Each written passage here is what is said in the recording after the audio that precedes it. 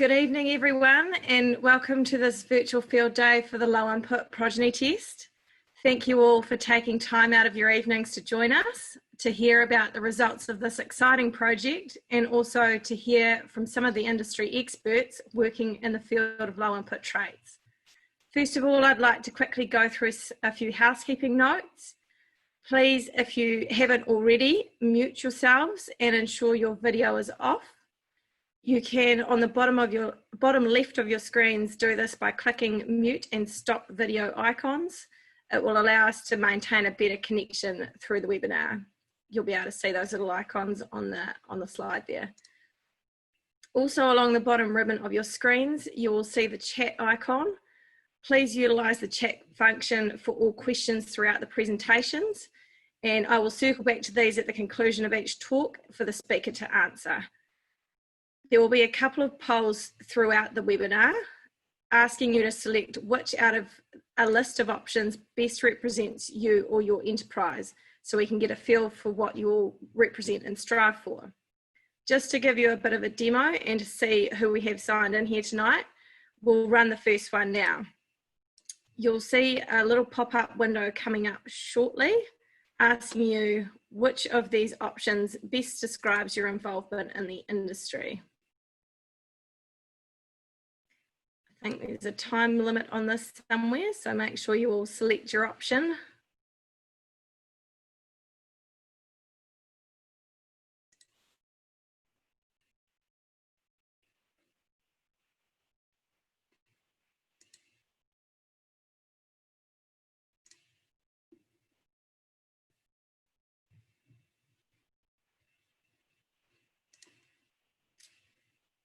Hopefully everyone can see that on their screens.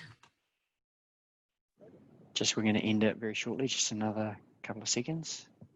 No problem.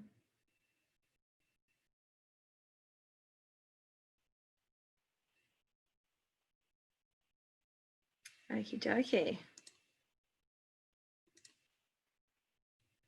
Well, that's really cool to see. We've got an even mix of commercial farmers and breeders out there, as well as some scientists and some rural consultants out there, which is really cool to see, a really good diverse group, which is great. Finally, on the housekeeping, many of you will have received an email link to the public report of the results for the low input progeny test to date. If you have not, there will be a link in the chat box that will take you to the report if anyone hasn't already seen it. So to set the scene a little bit for this progeny test, New Zealand's international consumers demand premium quality, safe food from trustworthy producers. They are willing to pay a premium for products that are seen to be natural, uncomplicated, free of GMOs and antibiotic use, and where animal welfare is paramount. The Beef and Lamb Genetics Sheep Progeny Test at Arari Gorge Station is a partnership between leading breeders focused on improving animal welfare and livestock emissions and MPI Sustainable Farming Fund. The progeny test has been underway for a little over a year, and we are working towards identifying animals which require minimal intervention through drenches and treatments, which are more robust to combat specific diseases, and importantly, are feed efficient with reduced methane outputs. All of this in combination, of course, with maintaining a profitable, high quality lamb production system and extensive hill and high country farms throughout New Zealand. Sounds like a bit of a tall order, right? Well, as you'll hear from our first speaker, Robert Peacock, there are a number of progeny representing sires in this first year's cohort of the progeny test, which are well on their way to achieving this. The lineup tonight, just to give you a brief rundown before we really get into it. First up, you'll hear from Robert Peacock, as I mentioned, who has been managing this progeny test flock on Arari Gorge Station. He will give an overview of the project, followed on by the first year of results. After hearing from Robert, we will run a couple more polls to get a feel for what traits you are focused on, both as breeders and commercial farmers. Then we'll hear from David Scobie from Ag Research, who will give us an insight into some of his findings during his research in the breeding of easy care sheep. And then we'll also hear from Catherine McRae, also from Ag Research, who will discuss health traits, including resistance to worm challenge and susceptibility to pneumonia.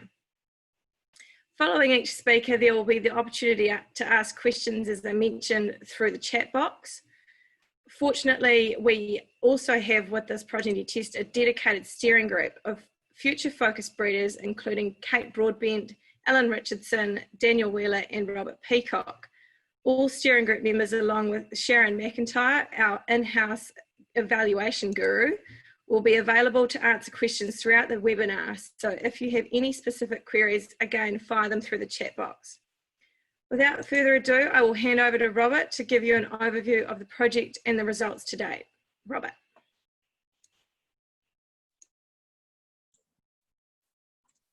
Good evening, everyone. Welcome to the virtual field day for the low input sheep progeny test.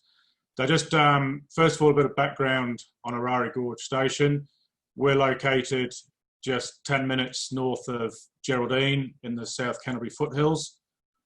We range from river flats at about sort of 300 metres, lower hill ranging from rolling to quite steep, around 300 to 500 metres, and then 75% tussock country up to over 1,000 metres or 3,500 feet.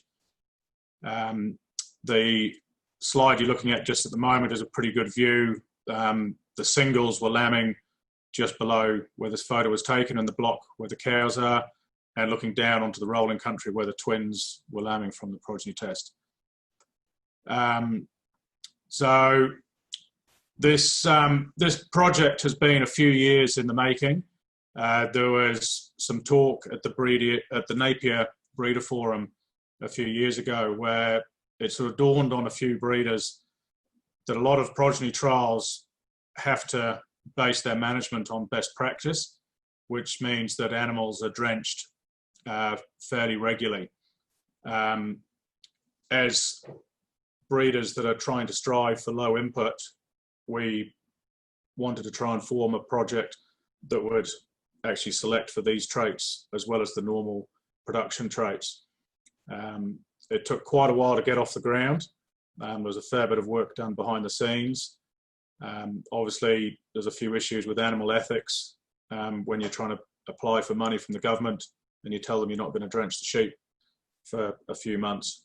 But eventually we got off the ground. I personally put my hand up to host the farm, host the project, mainly because I was worried it wasn't going to go ahead if no one else put their hand up.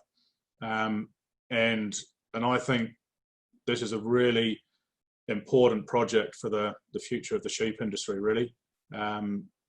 We've got consumers that don't want chemicals in their meat. We've got chemicals that are every day failing due to resistance. 57% of North Island farms have resistance to triple combination drenches, which is pretty serious stats, really. And the third point is it's getting really hard to find the workers.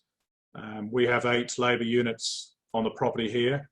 We're 50% sheep, but there's definitely a disproportionate amount of the labour is spent on the sheep work. So for a variety of reasons, we have got to try and produce sheep that require less inputs and less workload and less chemicals. So that was why I was keen on the project. So it all started off just over 12 months ago with the AI of 1,000 ewes. We synchronized about 1,100 ewes and just under 1,000 cycled at the right time. Scanning a few months later, we had a 70% hit rate to 1 round of AI. So we were pretty happy with that.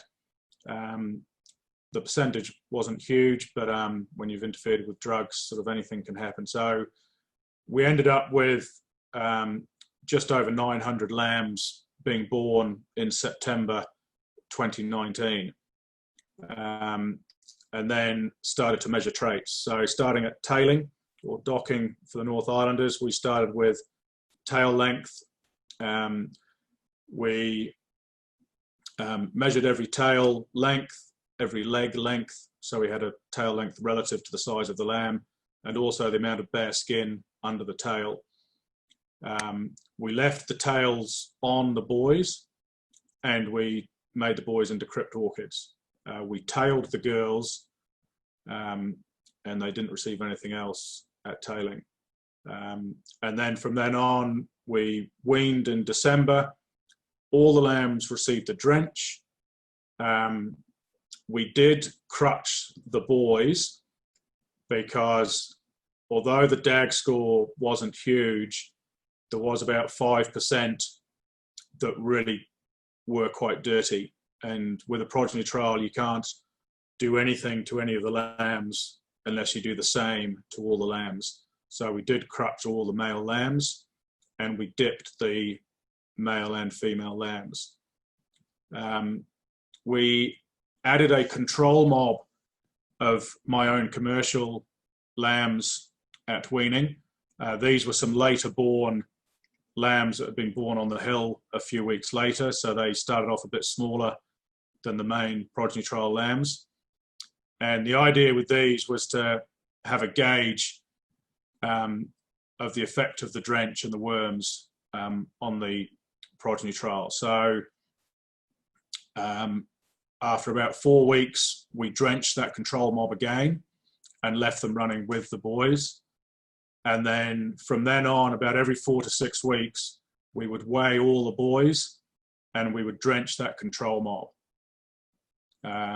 The idea was to not only just see how long they could last without a drench, but the boys in February, we found when we did a preliminary worm count, the worm count wasn't as high as we wanted to do a proper worm feck test.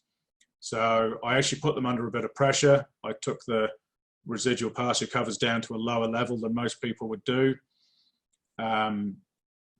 And as a result, their growth rates pretty much ground to a halt for a few weeks. We then did the worm count. We didn't drench anything apart from the control mob. And when we put them back out and fed them a bit better, it was amazing how well all the lambs bounced back. So they were now getting out to about 10 weeks post their weaning drench. And with that period that their growth rates dropped, you'll see from the graphs later on, the control mob also stopped because it was mainly a pasture intake was the main issue. In the end, we managed to get all the way through to May without drenching the boys or the girls. All the male and female lambs were shorn in March.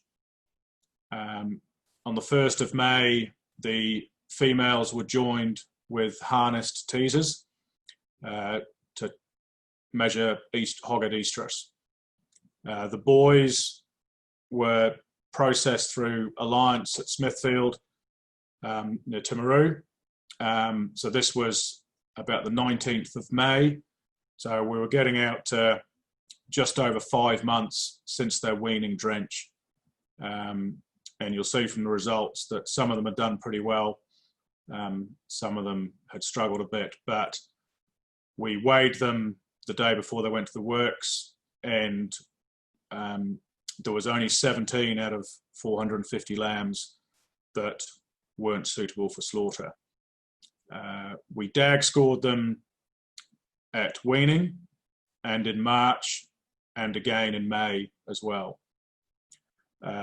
So we've measured pretty much most things we can think of. Due to COVID, we did have a few issues and a few holdups. The females will go for feed efficiency studies and also for greenhouse gas emissions. That was going to be done in the autumn, but due to COVID, that couldn't happen. So it's been delayed through to the winter and the spring. So that's the bulk of the management. And so we can now move on to the results. So they were measured, obviously they were weighed regularly. The meat score was from ultrasound on farm of all the boys and also the Viascan data from the works. They were worm counted both in February all the males and all the females, and again in May. They were DAG scored 3 times, as I mentioned. So you've got sort of your growth and your meat and your survival, your sort of 3 of the reasonably standard production traits, and also the DPF is the FEC and the DPD is the DAGs. So there's a list of the rams there and how they've done. As you can see, some rams did better at some traits and worse in other traits. But across the board, one of the really interesting facts was even rams that didn't do very well or might not have been above average still had progeny that did okay. So I think 12 of the 17 rams still had progeny that were above average for all 4 of the main traits. So you can see the genetic diversity of the progeny. And I think the biggest thing was just how well they coped. I mean, if people said you're going to go 5 months without a drench, they would think you were crazy. We do live in a pretty summer-safe environment. We have plenty of rainfall, we grow plenty of grass, but with that comes plenty of worms. So they were continually under pressure. There was 2 or 3 times I did put them onto some clover just for a week or 2, and then back onto the grass again, just to give them a bit of a protein boost. And that was another interesting factor, is just the impact of that clover and how quickly they responded to it. And a couple of times they were looking a bit average, and 3 or 4 days on the clover, they just looked like different sheep.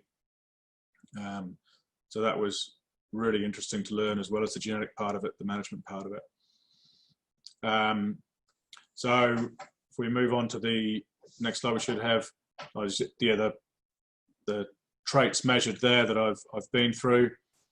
Residual feed intake and methane production still to come, so we don't have any results for them. The first trait to be measured was the tail length. It was generally pretty biased towards breed. There was about 10 different breeds involved with these rams, and as you can see in the photo, quite a significant difference in tail length between some of those lambs. On the graph, the T-len is the tail length, and a negative score is a shorter tail, and a higher positive is a longer tail. And then the T-skin is the amount of bare skin underneath. So a high positive is a large amount of bare skin without wool on underneath the tail. So some breeders may be thinking of selecting for this. It is heritable, highly heritable within a breed, but it would, trying to find the differences within a breed would be quite hard. Generally, the quicker way to do it will be by introducing a different breed carefully. If we move on to the next slide, please. Okay, so the green line here is the average of all the progeny test lambs, and the boys, the male lambs that is, and the blue line is the control mob. So as I mentioned, the control mob, they were later born and born out on the hill. They were twins, so they started off significantly lower. It was probably 4 or 5 weeks before they were due to be weaned. The first growth period, although the control mob was drenched about halfway between those first 2 periods, the growth rate didn't really differ much between the control mob and the progeny trial mob, which was sort of to be expected, but it was quite interesting that even after 6 weeks and a drench halfway between, it didn't make much difference. Then you'll see the lines flatline, and that was where I put them under pressure. And then on the 20th of February, we worm counted them. And then the blue line, they were drenched again at that point, and they took off. But the green line, the progeny trial lambs, even without a drench, they still picked up quite considerably through that February-March period. 18th of March was roughly when they were shorn. So that does need factoring in, that growth rate post-March, that also lost a couple of kilos of wool, but they still put on weight. We did weigh them again in May, but through that period from the 20th of April, the last dot on that graph, to the end of May at slaughter, we did have the issue of sexual activity. So with the males being crypt orchids rather than wethers, that didn't stop the sexual activity, and some lambs suffered more than others because they were just flat out chasing each other, and others didn't. And there was a bit of a sire difference there, and it might also be related to breed. Some breeds are probably a bit more sexually active at a younger age than others.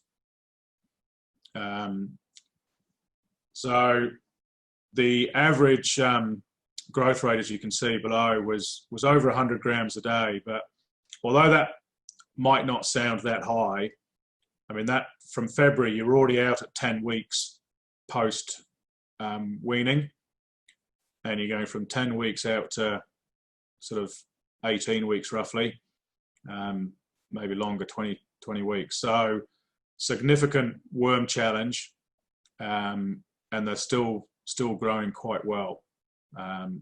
Like I say, if you're trying to finish lambs as quickly as possible, then yes, 100 grams a day might not sound that exciting, but it is actually pretty much level with the national average of lambs across the country. And that national average, most of them are drenched regularly. So it shows it can be done without the drenches. Next slide, please. Okay, so these are the breeding values for parasite resistance. So I won't dwell on them too much, but the DPF is the index. So the higher positive index, the better. And then the next three columns are the breeding values. And so a lower negative figure is desirable for the breeding values. Next slide, please. So this is the raw data. So if we just look at the males to start with, so the FEC1 was done in February. And as you can see, the average, even 10 weeks post-weaning, and they had been weaned back onto usual lambing paddocks, so there was a worm burden.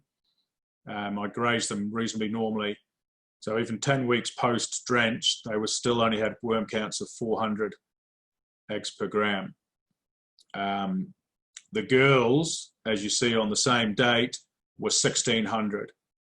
So that will just be different paddocks, had different worm burdens, grazed slightly differently without a lot of intention to graze them too differently.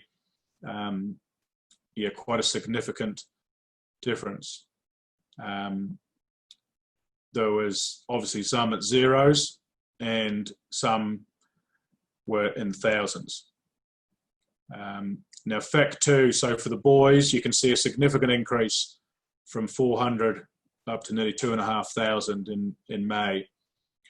So when we come later on to the slaughter data, you've got to bear in mind that those slaughter weights are with an average egg per gram of 2,500. The girls, however, pretty interesting to see, they have dropped. So from 1,600 in February down to 730 in May with no drench. A little bit of time on clover and then back onto grass. They'd certainly been on grass for several weeks prior to that worm count. So that is a sort of a pretty much accepted fact that females do develop their immune system at an earlier age to males. So that immune system's obviously kicking in and reducing that worm burden. And you can see even out in May, there are still some lambs had a 0 egg count, which is pretty impressive. Next slide, please. So the DAGs. So the left-hand table is the DPD is the index.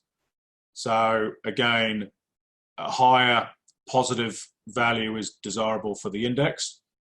And then for the 2 columns of breeding value, a lower negative value is desirable. And then on the right-hand side, you've got the actual raw data.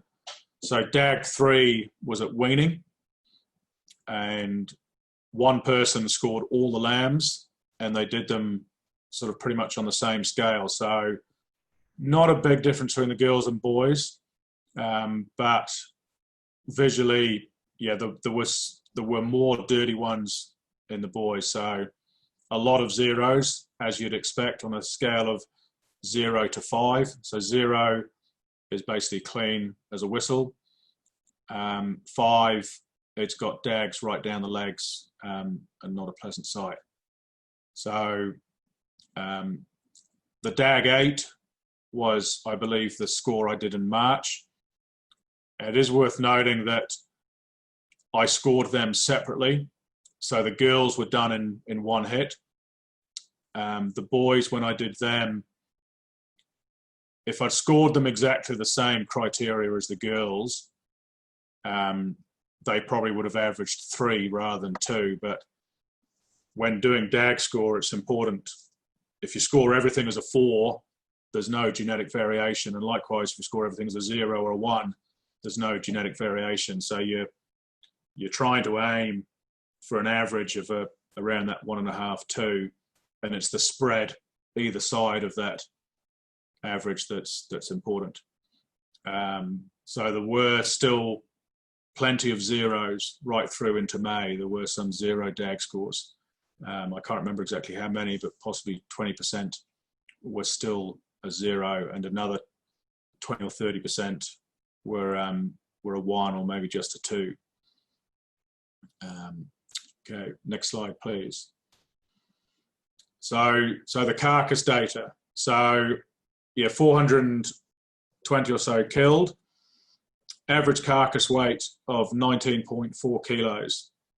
And although it may have been May before they were killed, it was pretty much every lamb weaned that was killed.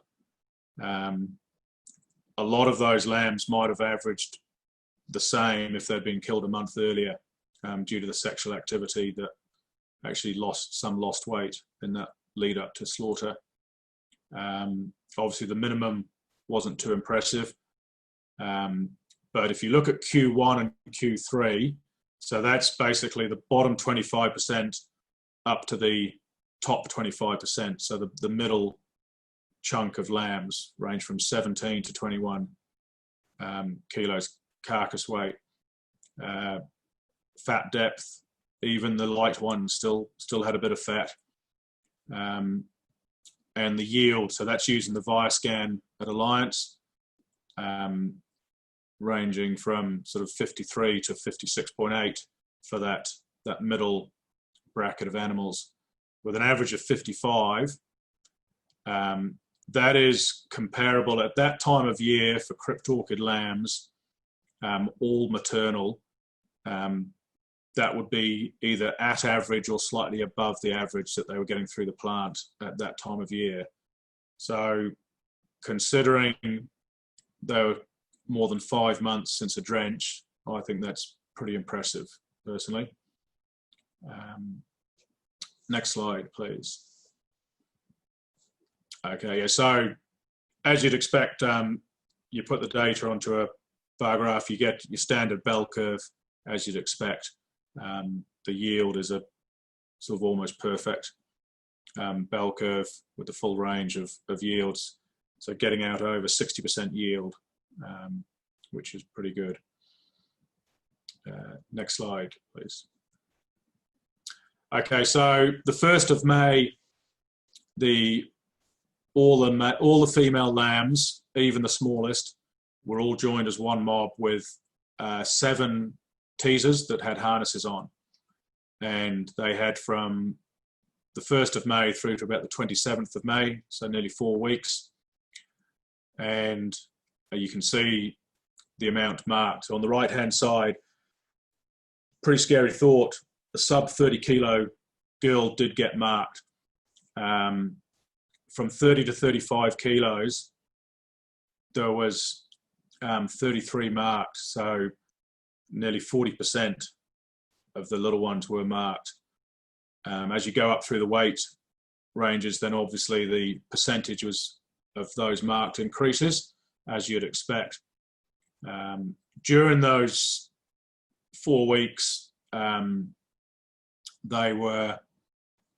think they put on about 120 grams a day through that period. So you're going from 4 months without a drench out to 5 months without a drench, and they're still putting on 110 or 20 grams a day, which was pretty good. But it is a good example there of don't let the ram decide which girls are ready to lamb as hoggets, because you're going to end up in trouble. You do have to stick to your minimum weight if you're going to lamb them. There was obviously some differences within sire.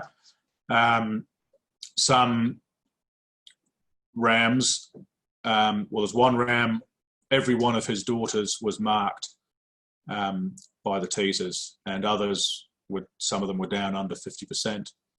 That'll be partly a growth thing, but also maybe just a genetic thing of just not having that early hogget fertility. If we go to the next slide, we've got a scatter graph. So this is each dot is the live weight of the daughters relative to the percentage estrus. So the purple square up the top with 100% estrus, they weren't the heaviest. They were only sort of middle of the pack, but they still all got marked. And then out to the right, you've got the heavier ones. Yeah, they were still good at sort of 80% and just over 60% respectively marked by the ram. So it, as you'd expect, it is a sort of a reasonable correlation between live weight and estrus, but it's also affected by the genetics as well.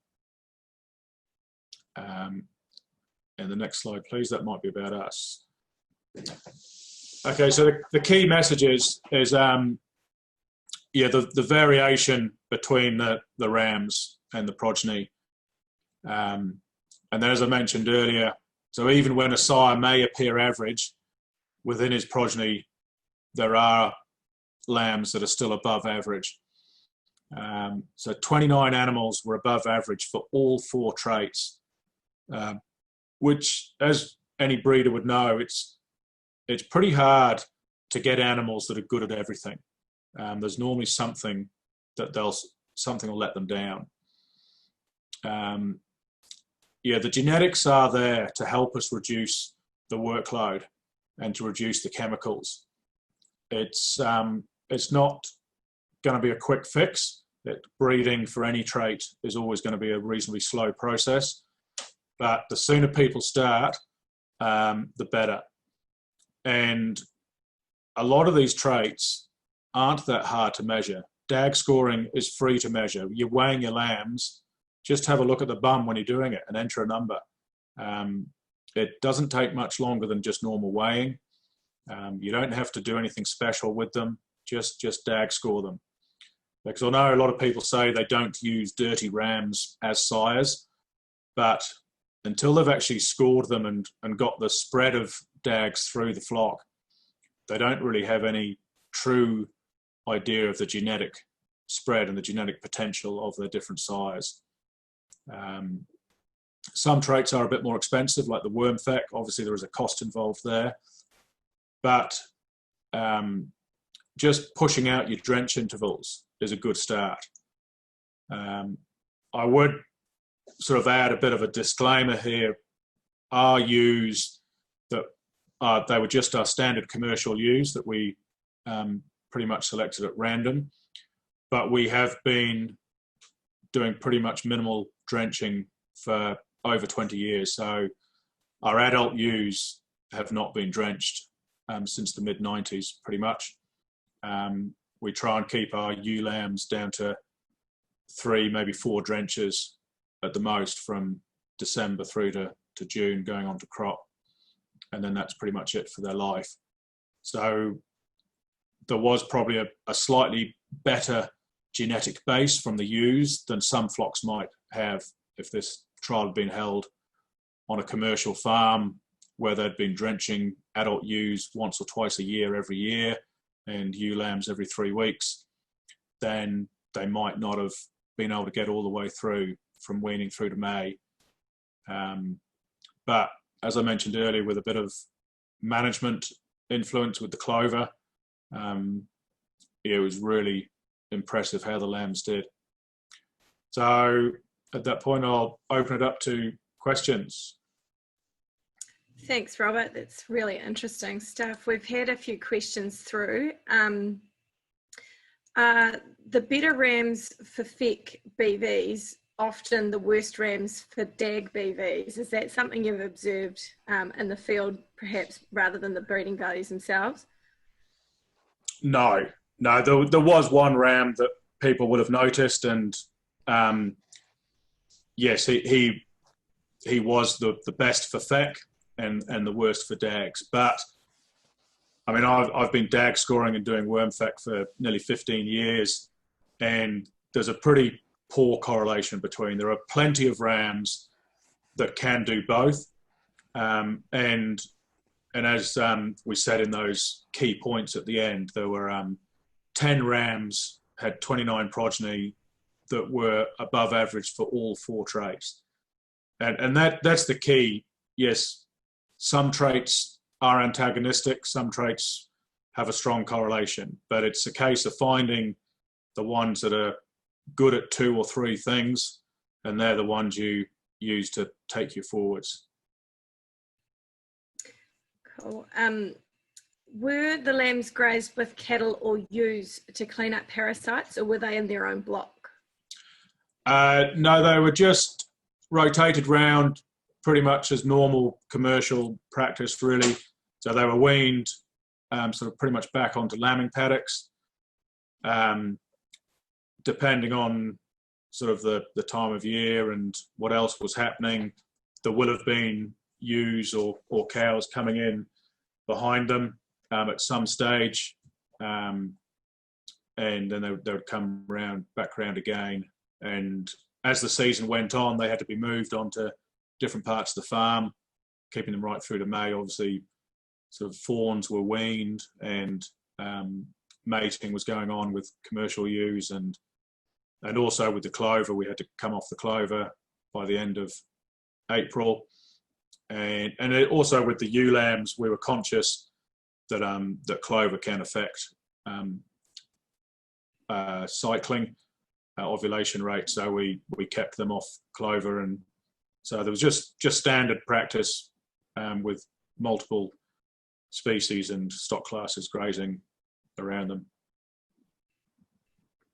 Seeing how well those animals bounce back once you've put them on clover post the feck challenge, is that something you'll obviously look to utilise in your own operation?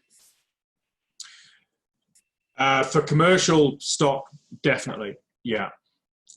For stud stock, I personally, I can use the clover if I need to, but to me, it's all about putting my stock under pressure and trying to find the ones that can handle it.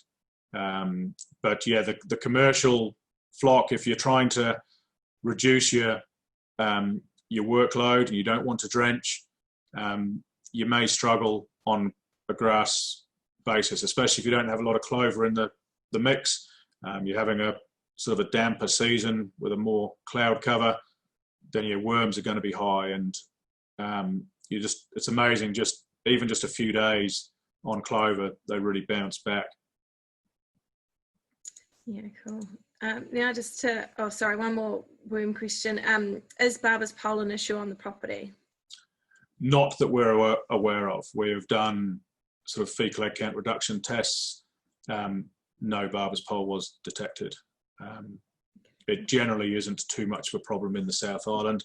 There are parts of the South Island that have it.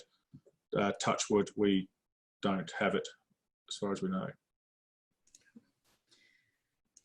Now we had a question through which may end up being repeated a bit later on with David Scobie's talk, but the question was, should the bear skin be corrected for tail length? A long tail has greater opportunity for longer bear area, but a shorter tail is the goal.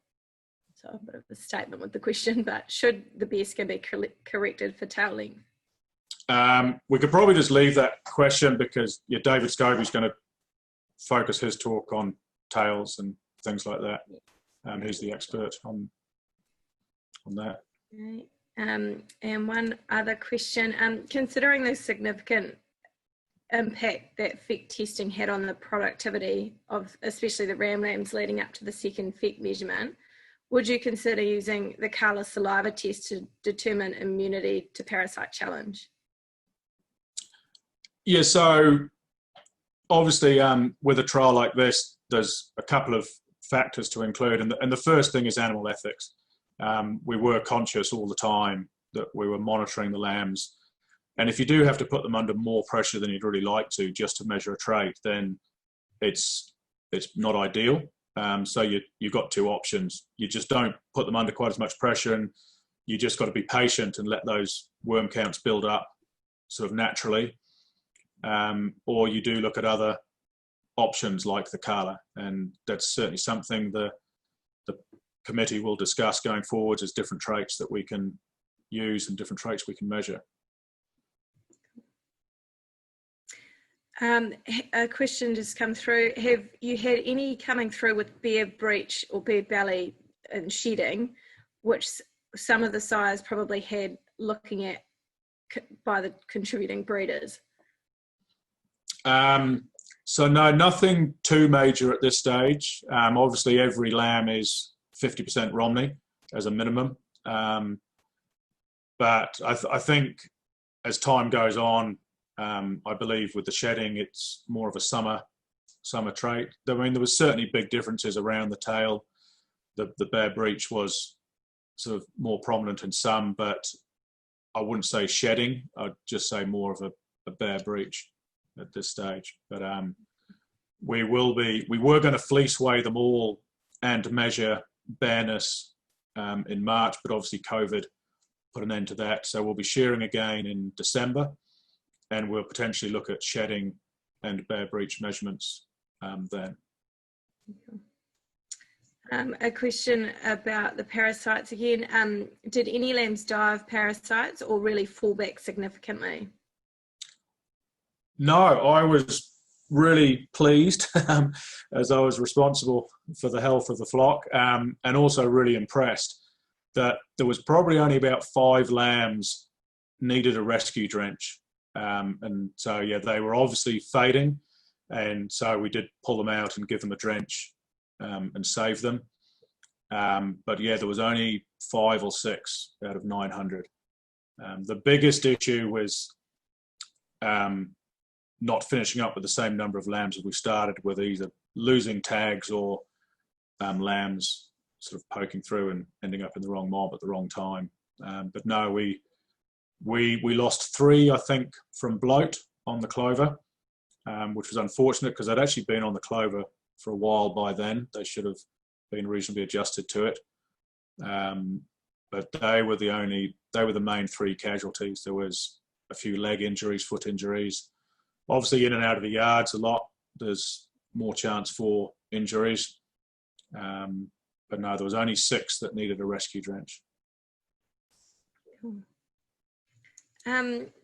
We've got a question about the inclusion of greenhouse gas. So why include the greenhouse gas emissions? It doesn't seem to fit with the goal of getting a lamb that is low input and has good welfare with lots of inputs. Do you have an opinion on that? I think it's like anything. If you don't start measuring for it, you don't know where you're at. And like with these other traits, there are plenty of people say you can't have this trait without the other trait going backwards.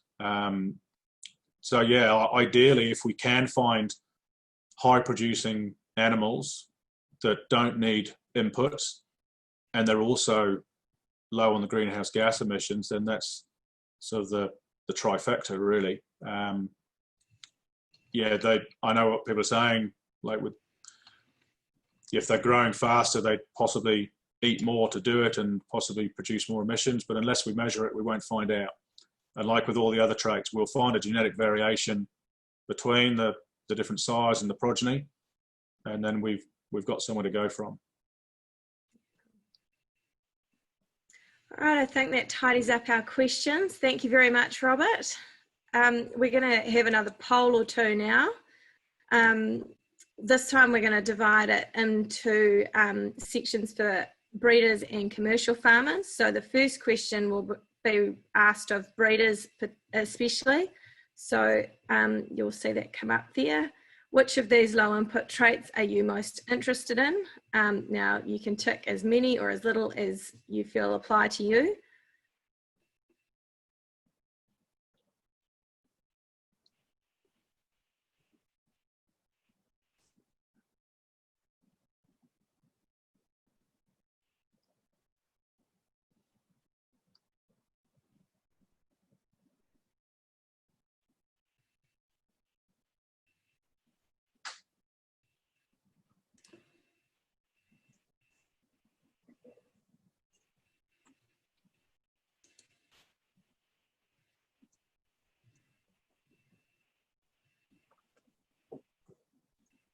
Uh, 10 more seconds.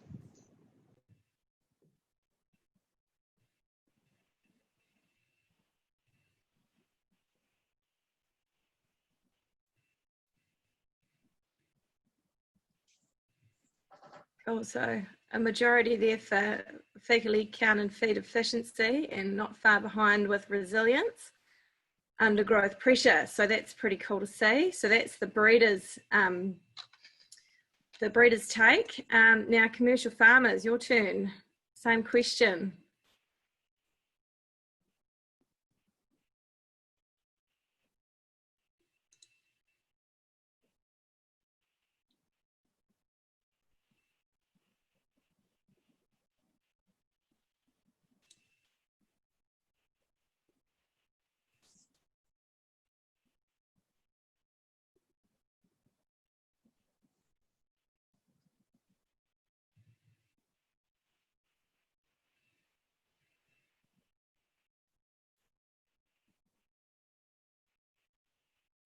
Ten more seconds.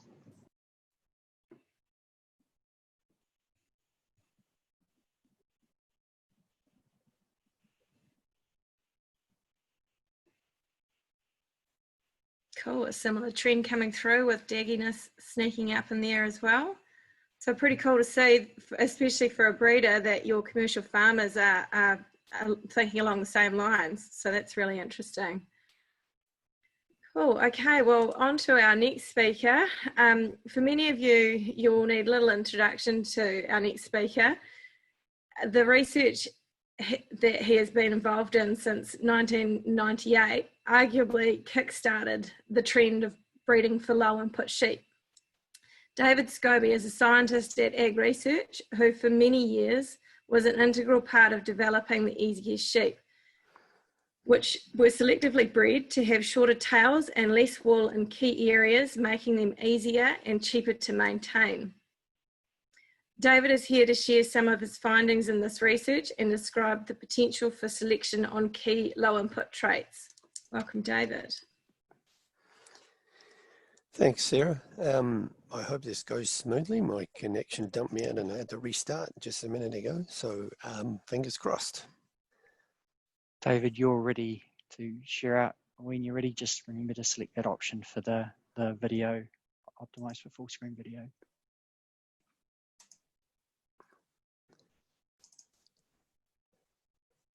Yep, looks great. Hopefully that's come up. We're not seeing, we can see the presentation, but not, yep, we can see it now. Looks great. Okay, I stole Catherine's opening couple of slides here, and I'm a lazy person, so I was just looking for traits that make sheep easier to look after. And this is Catherine's slide, and I appreciate what Robert had to say, you know, there are so many traits you could select sheep for. And it just about does your head in trying to decide which ones. And I'm just going to talk about a couple. Catherine's going to talk about some others, but just going to talk about daggeriness and tails. Now, I want to pick up a laser pointer, hopefully, and I can do some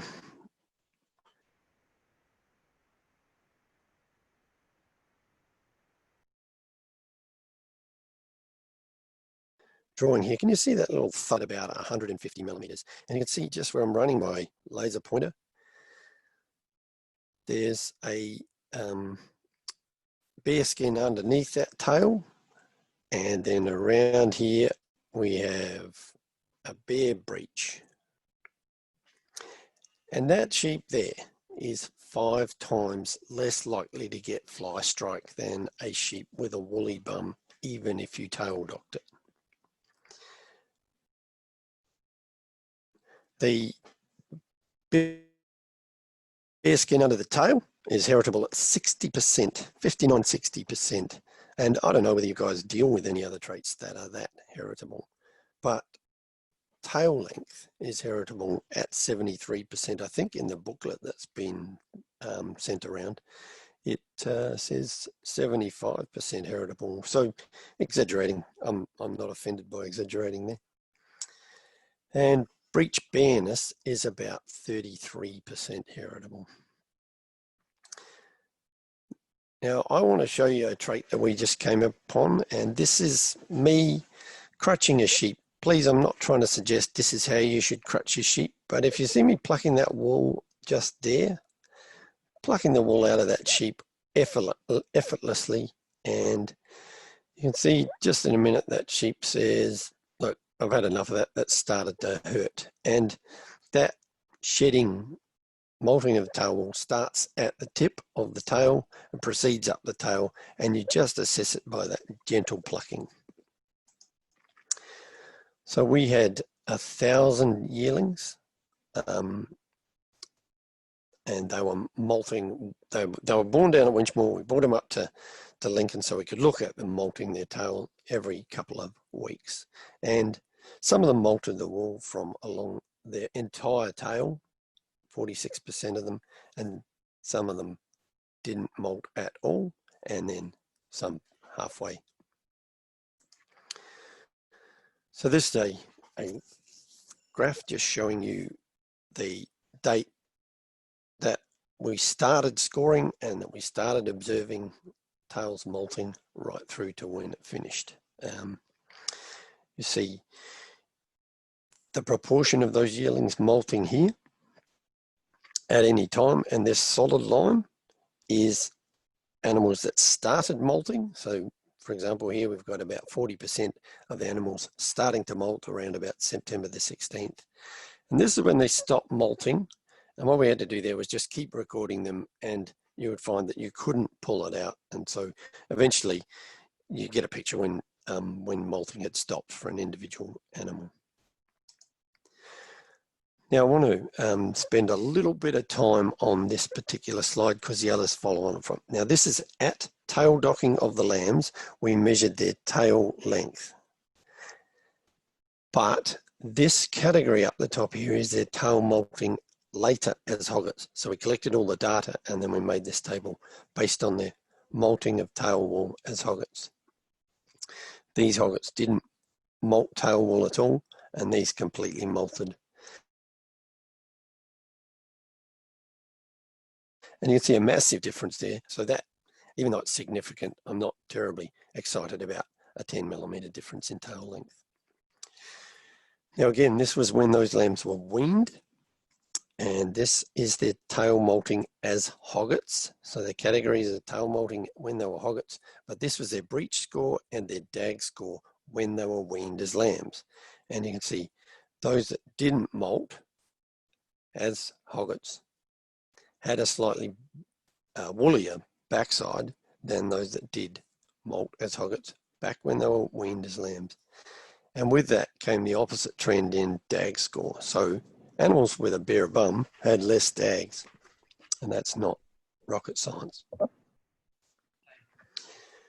David, can you just stop sharing for a second, and we'll get you to reshare again with the optimized for full screen video turned off for the remaining slides. Right.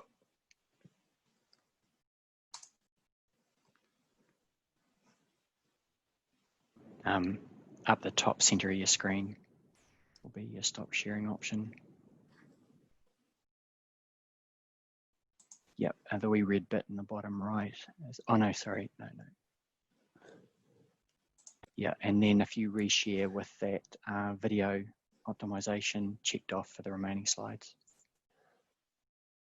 It'll just give us a better quality picture now that we don't have any video.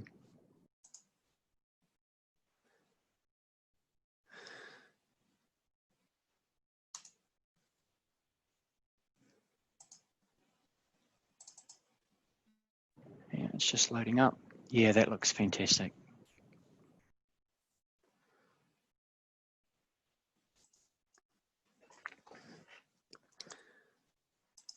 Okay, and just slip back to this slide.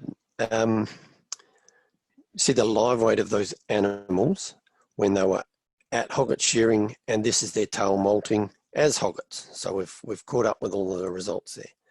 And you can see there wasn't any difference in live weight. There was a difference in clean fleece weight, so animals that didn't shed their tail wool seem to grow a bit more wool. Now that's 200 grams of wool. At current prices, that's got to be worth about 40 cents, does it? Even at those fibre diameters, it's not a great deal of wool, even though it is significant. Now, scientists always take photos of the best animal in the mob, and this animal here, you can see it steadily shed its wool all the way from the tip right up here, and try and get a laser pointer onto that. So it shed from the tip right up and shed around here. Like it looks as though we've been dagging it with a handpiece, but honestly that was just plucking it out like you saw in the video. These animals didn't really matter how hard you pulled. All they wanted to do was jump out of the race if you pulled on their staples hard enough to try and pluck them. So that wool was stuck to those animals.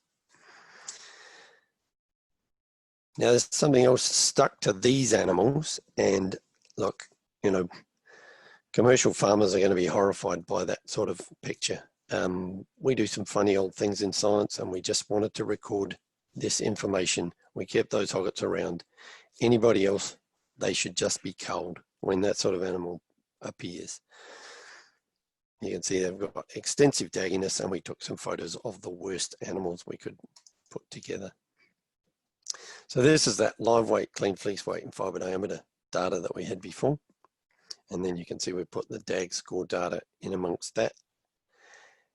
And if you shed the wool from around your bum, down your tail, miraculously you had less DAGs. That's not really rocket science. Just the conclusions on this little experiment, that molting a tail wool was associated with less DAGs in yearlings and also with lambs. As when they were lambs, there was less DAGs.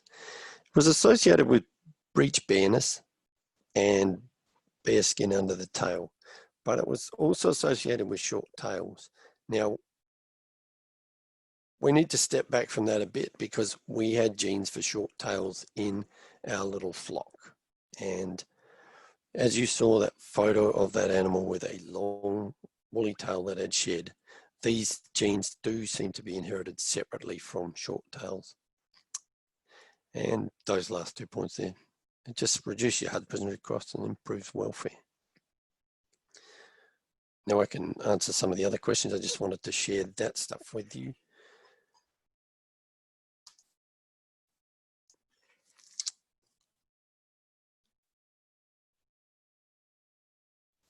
Sorry, there we go. I was muted myself.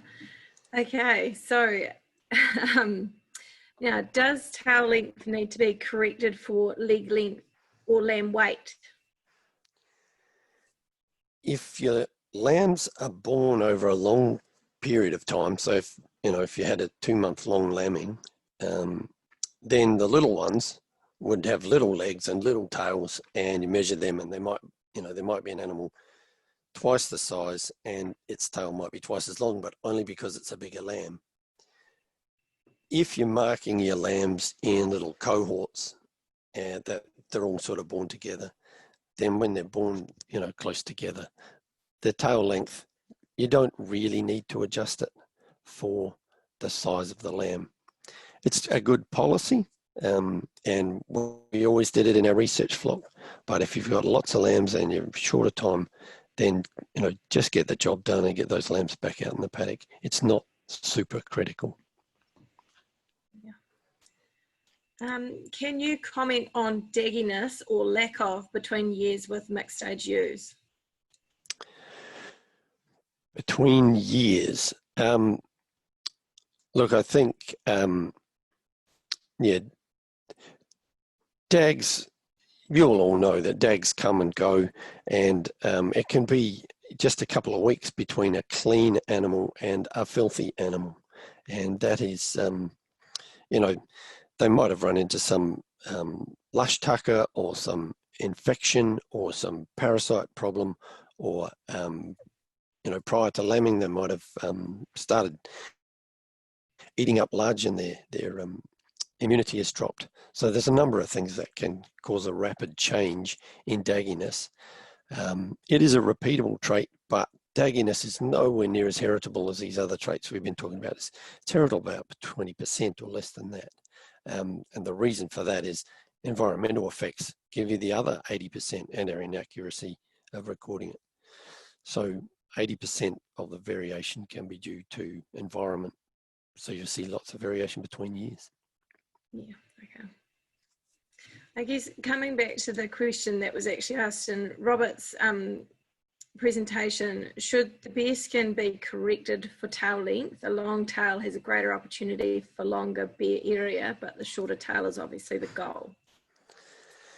Yes, it's hard to put 200 millimeters of bear skin on a tail that's only 150 mils long.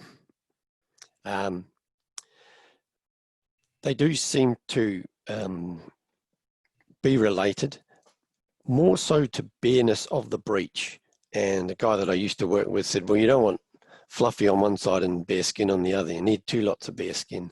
So if we're looking for barer breeches, we're also going to end up with greater bare skin under the tail.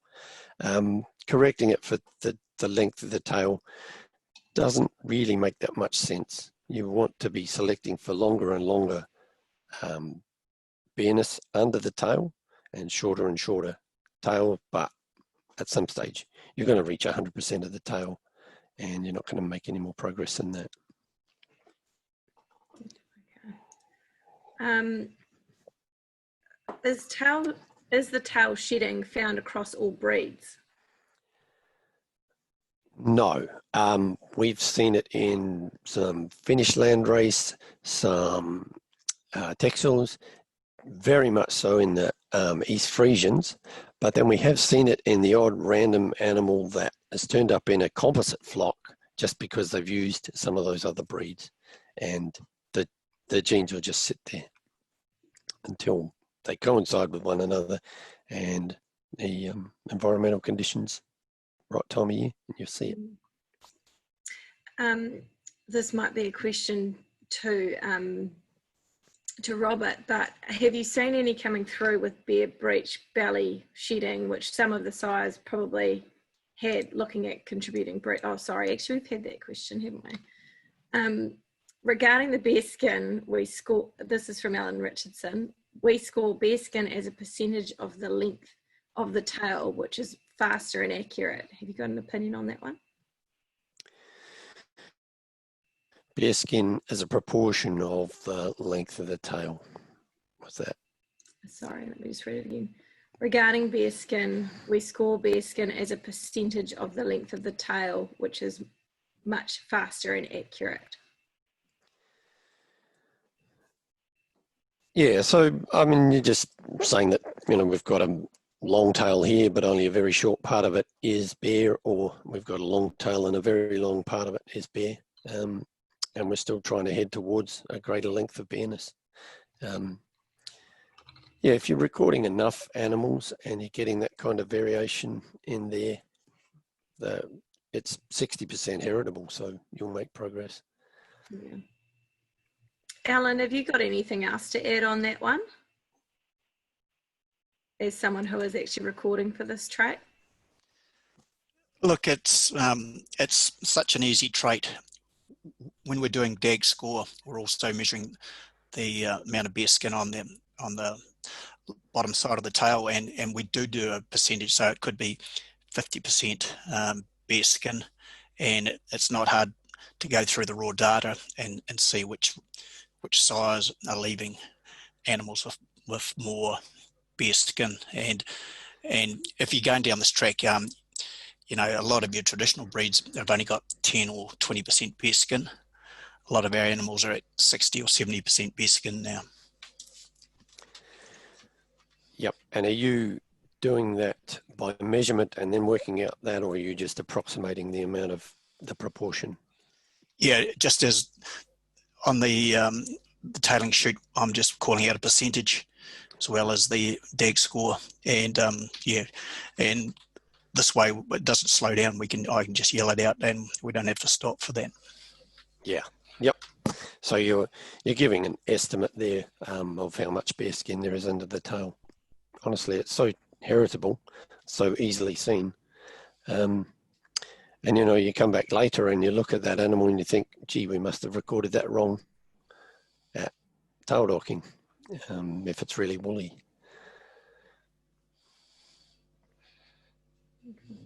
I've just had a note through from Cheryl Ann Newman about the correlation, the correction between bear skin and tail length. And the comment was, the analysis in cell includes tail length and bear skin length, so they do not need to be adjusted with the raw data. Another question, did David notice more looseness in the dung with higher protein herbage? I've heard around 10% protein was an ideal level. Any general comment, please, relative to scouring? Yeah, look, we didn't have the, we didn't have the experimental design to look at those sort of things. If you are feeding animals very high levels of protein, you will see some of that scouring. It's best, same with humans, it's best if they're getting a balanced diet. And I appreciate you can't do that at some times a year. And some animals are much better at coping with it than others. So, you can get protein overloads in animals that don't do them any good. But generally, lambs can soak up a lot of protein and grow fast. Yeah. And I guess as a bit of an overall broad question, which of these low input progeny test traits captured here do you think is the most important for breeders to consider currently? Can I pick 3 traits? Of course you can. So that would be short tails, and short tails. Because everything else we can fix. We can fix scouring, we can fix internal parasites, we can just use a drench gun, or we can use a set of dagging shears. So we can fix those other problems. But if your international markets fail to accept animals that are tail docked, then you are in trouble. And that's exactly what happened to the merino industry over mulesing, and mulesing is completely banned now.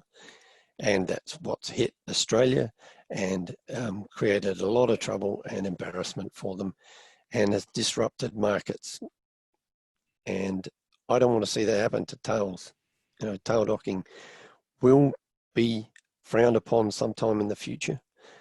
In New Zealand, it's already, you're not allowed to tail dock dogs, and you're not allowed to tail dock cows, but you are allowed to tail dock sheep and pigs. And animal welfare activists don't see the difference between any of those cute animals. And so at some stage, there's going to be questions asked about tail docking.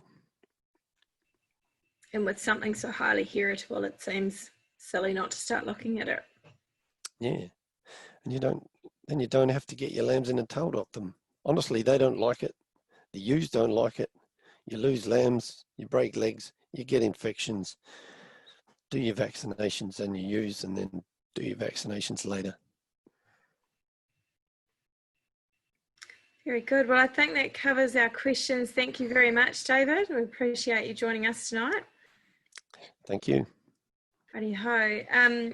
Next up, we've got another ag research recruit. We've got Dr. Catherine McRae.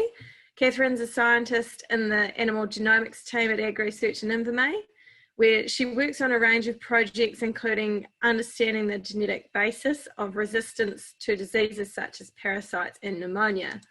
This research works to harness the natural variation in the population to work towards breeding sheep which are less reliant on chemical inputs.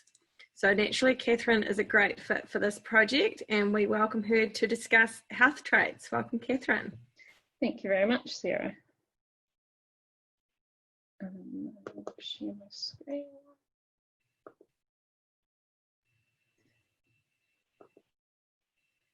Are you able to see that? Yep, it's looking good. Brilliant. So thank you very much for the invitation to talk. Today I am going to focus on health traits, mainly talking about parasites, but I've also just quickly added in a couple of slides about our work with pneumonia. If there's time, I thought that might be of interest. So as Scobie has already mentioned, there are a number of health and welfare traits that you can breed for in New Zealand. I've underlined on this score the ones that are industry recorded traits in SIL.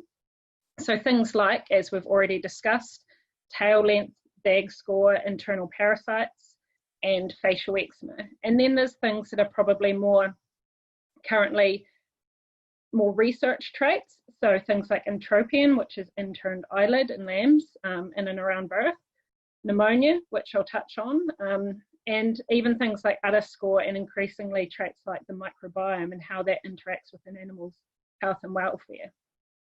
So I'm mainly going to talk about parasites, but I will, like I said, I'll also mention pneumonia.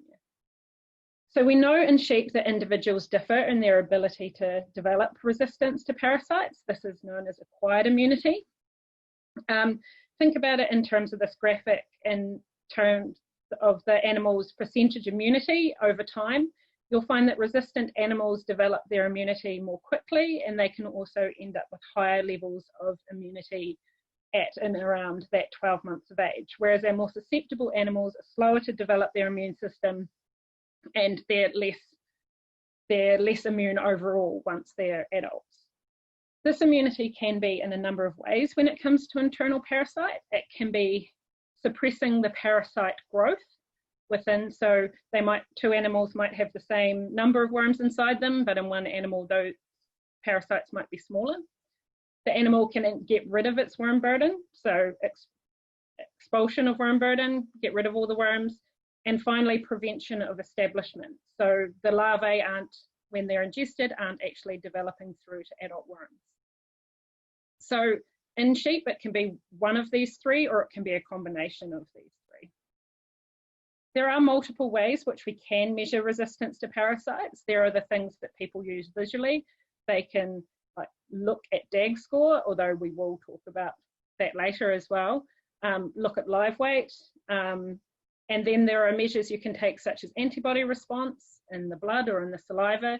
You can actually, obviously the best way of measuring parasite burden is looking in the guts and counting the worms, but that is both expensive and time consuming.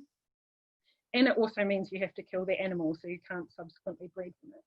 You can also look at fecundity. So with parasites, it's quite interesting. The longer they are, the more eggs they tend to have. So the bigger parasites produce more eggs. But the most commonly used proxy in sheep breeding, and in fact worldwide, is fecal egg count, or FEC.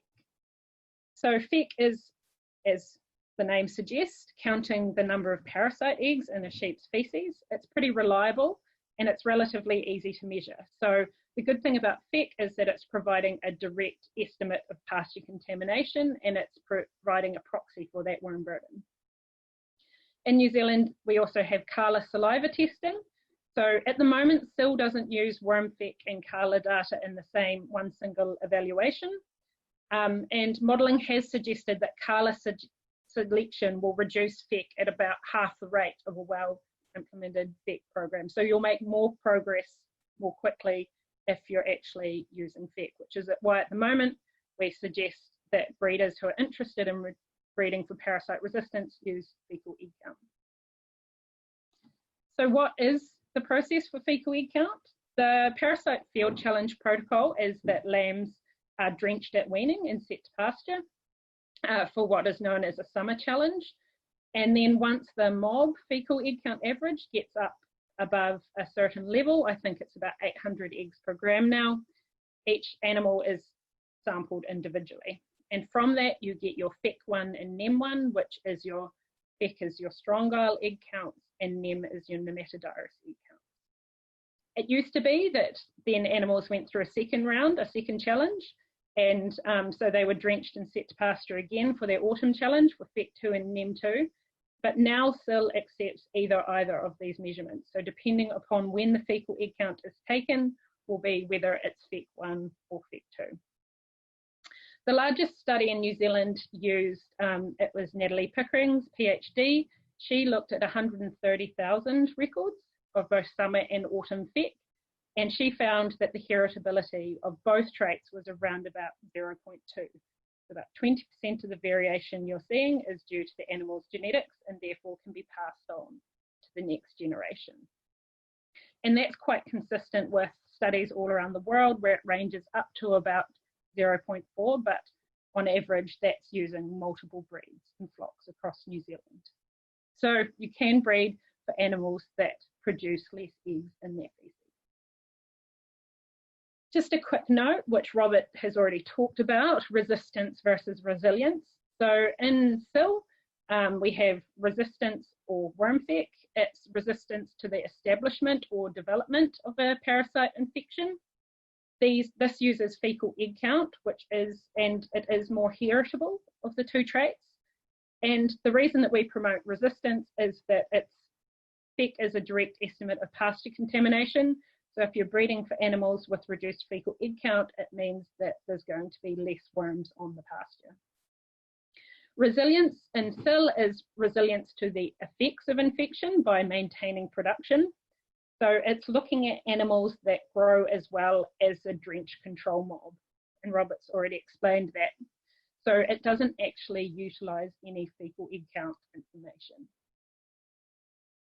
As of October last year, there were 45 flocks from throughout New Zealand that were registered with doing worm FEC. These are predominantly Romney animals, so just over 40% Romney flocks, but also Purendale, Coopworth, Composite, and in fact 11 other breeds as well. So there's been over 730 sires with worm FEC breeding values in the last 3 years. The SIL dual purpose worm FEC sub-index takes into account FEC1, 2 and adult FEC breeding values. And I've included this genetics trend graph just to show you. So here, positive is better. And it's just showing you that in gold are the worm FEC flocks over time. And they are mainly positive, but keeping a relatively even keel.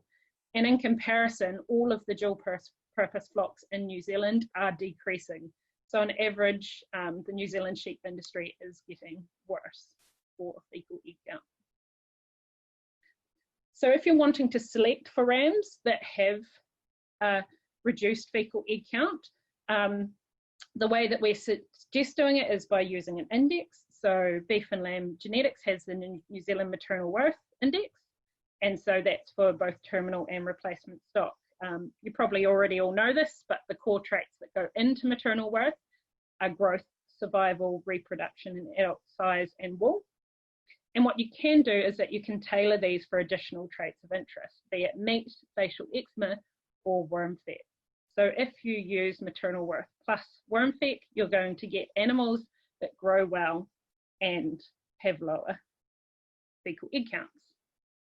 So this is because selection purely for resistance has been reported to result in lower live weight gain and increased eggs and a reduction in fleece weight. But if you're using an appropriate index, you can get animals that grow well and have reduced FEC. So, and just to point out, this genetic trends graph is maternal worth, so not including FEC. And on blue, once again, is the average, the New Zealand average, and in gold is the worm FEC breeders. So there are people out there that are, including some of the guys in this trial, that are making really good progress on both. Another question that often comes up is around how the environment impacts parasite resistance. Particularly in the south, we don't really have a problem with homunculus, whereas in the north, it's the only real parasite of interest. So is it more appropriate to select animals that are adapted to a specific environment? This is a study done in 1997, where they took, or published in 97, they took 4 to 9 month old lambs and they had consecutive field challenges. So they were abbreviated with a drench. There were almost 900 sires, and they had these across contemporary groups as well, and there was almost 30,000 progeny.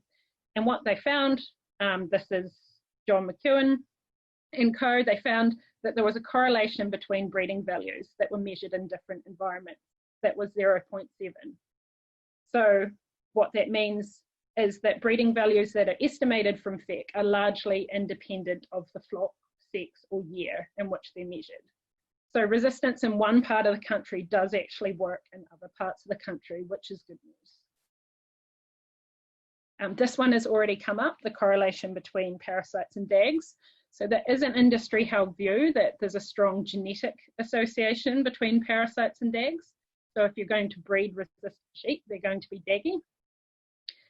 Natalie's PhD used 130,000 FEC records and 45,000 dag records. And she found that these correlations here were very low. So between DAG3 and DAG8 and the FEC and even the nematodiris traits. So in terms of the genetic correlation, it's poorly correlated.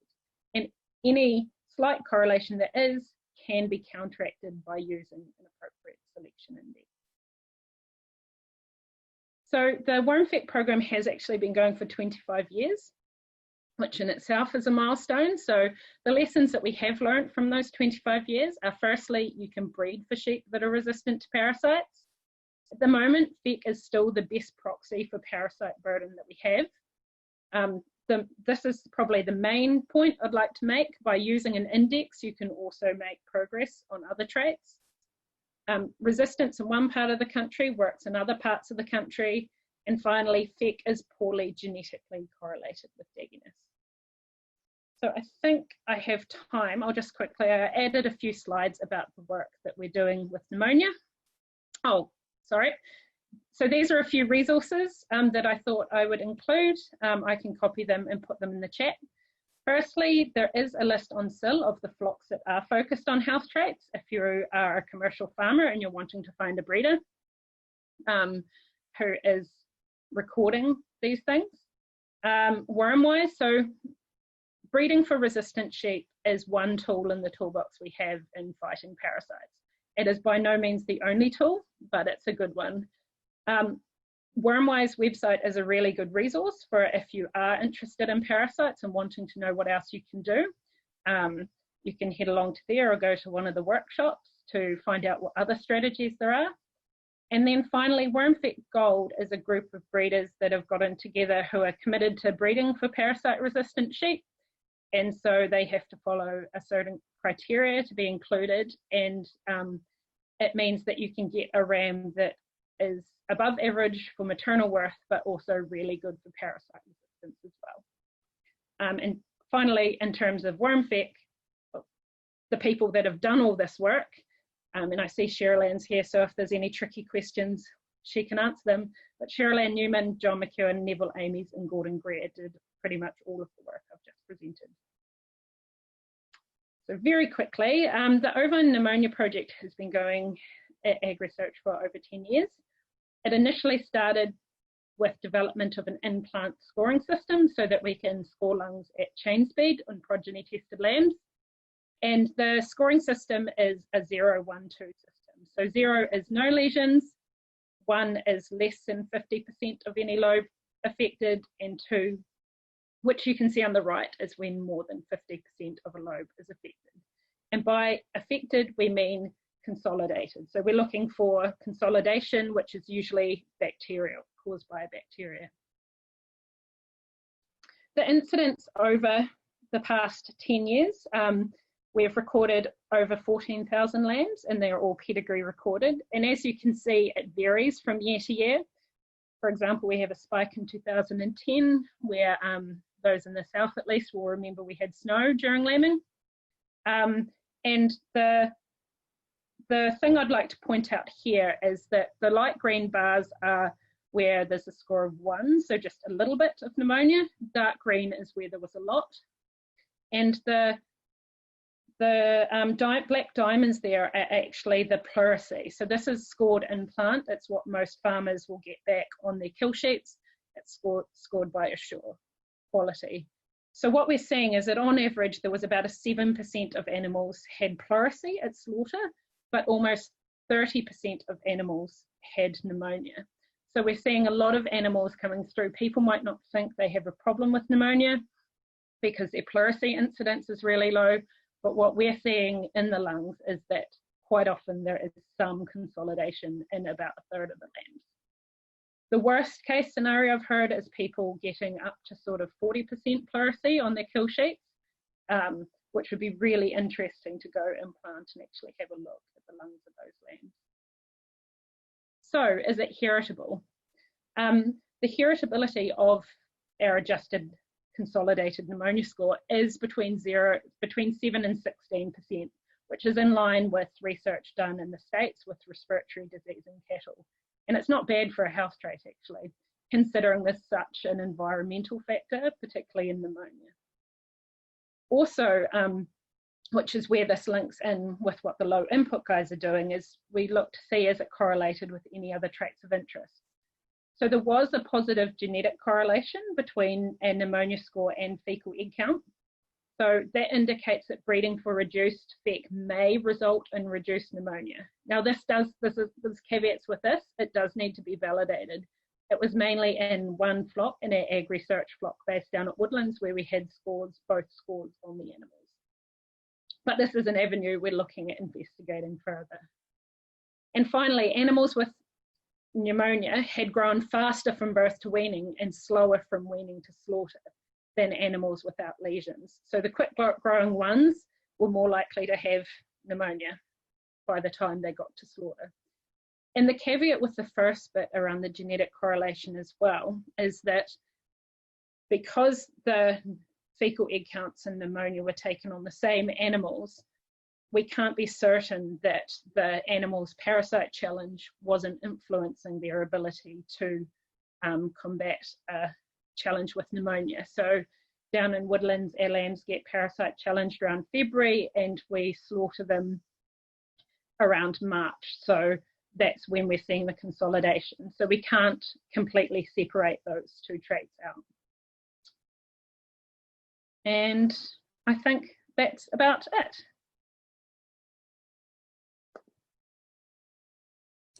Sorry, I muted myself again. Thanks, Catherine. That's really interesting, especially hearing that reduced FEC may result in reduced pneumonia. What other work are you doing on that to further describe the relationship? So one of the things that we need to further advance that is more animals, more pedigree recorded flocks looking that are recording both fecal egg count and pneumonia. Obviously, I've talked to a few breeders who are quite interested in the pneumonia angle, but at the moment, we're looking at the lungs at slaughter, which doesn't really work for most breeders. So we are also doing some work trying to validate ultrasound scanning of lungs and live animals and compare that to our lung scores at slaughter to see if we can get a live animal phenotype, which would be really useful in terms of increasing our numbers.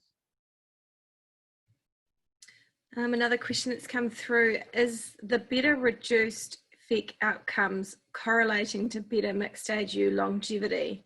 Are they more robust and stronger? So so the correlation, essentially the correlation between fecal egg count and longevity. Yeah, I think that's what that's pointing towards. I'm not sure, and correct me if I'm wrong on this, but I'm not sure if we've actually looked at that, because that is obviously something that will be really interesting.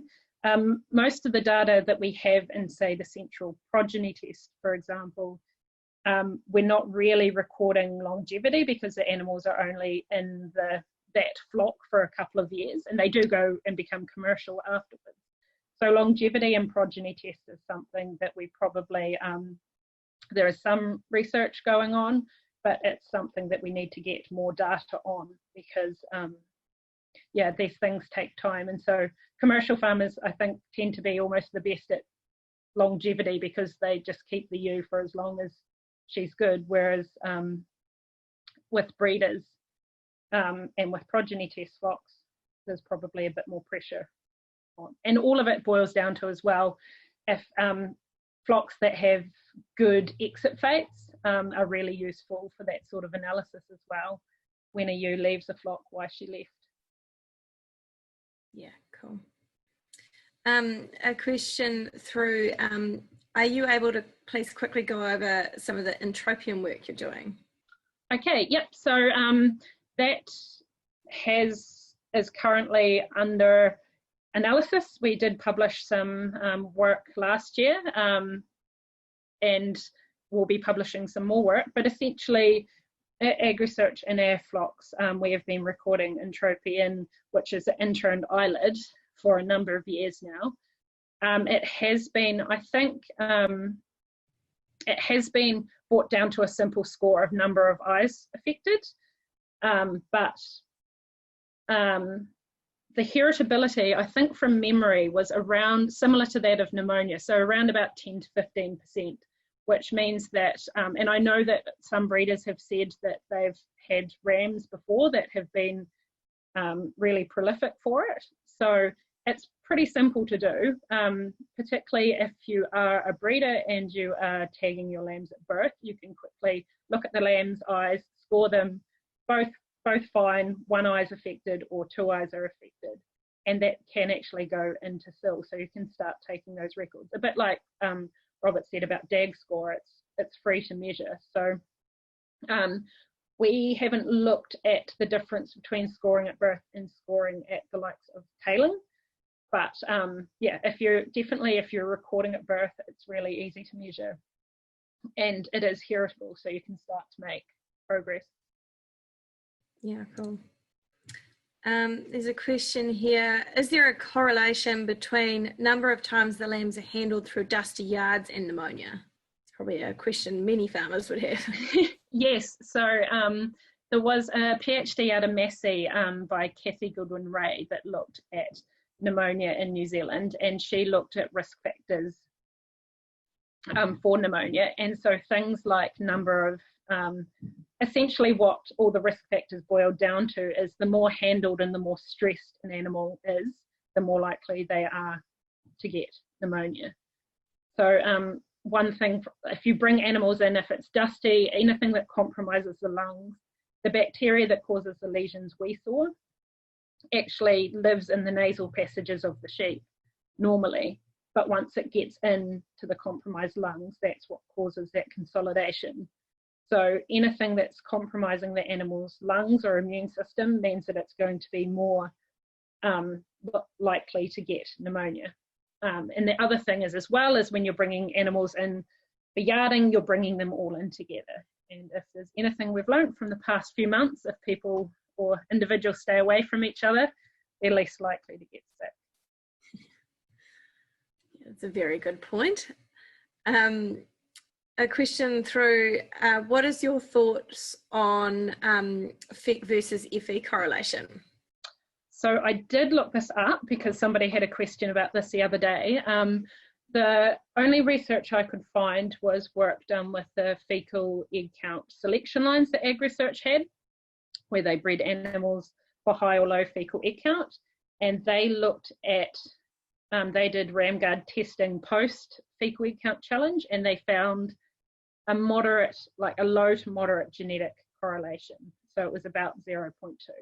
but the caveat on that, which they had in the paper, is similar to our caveat with pneumonia.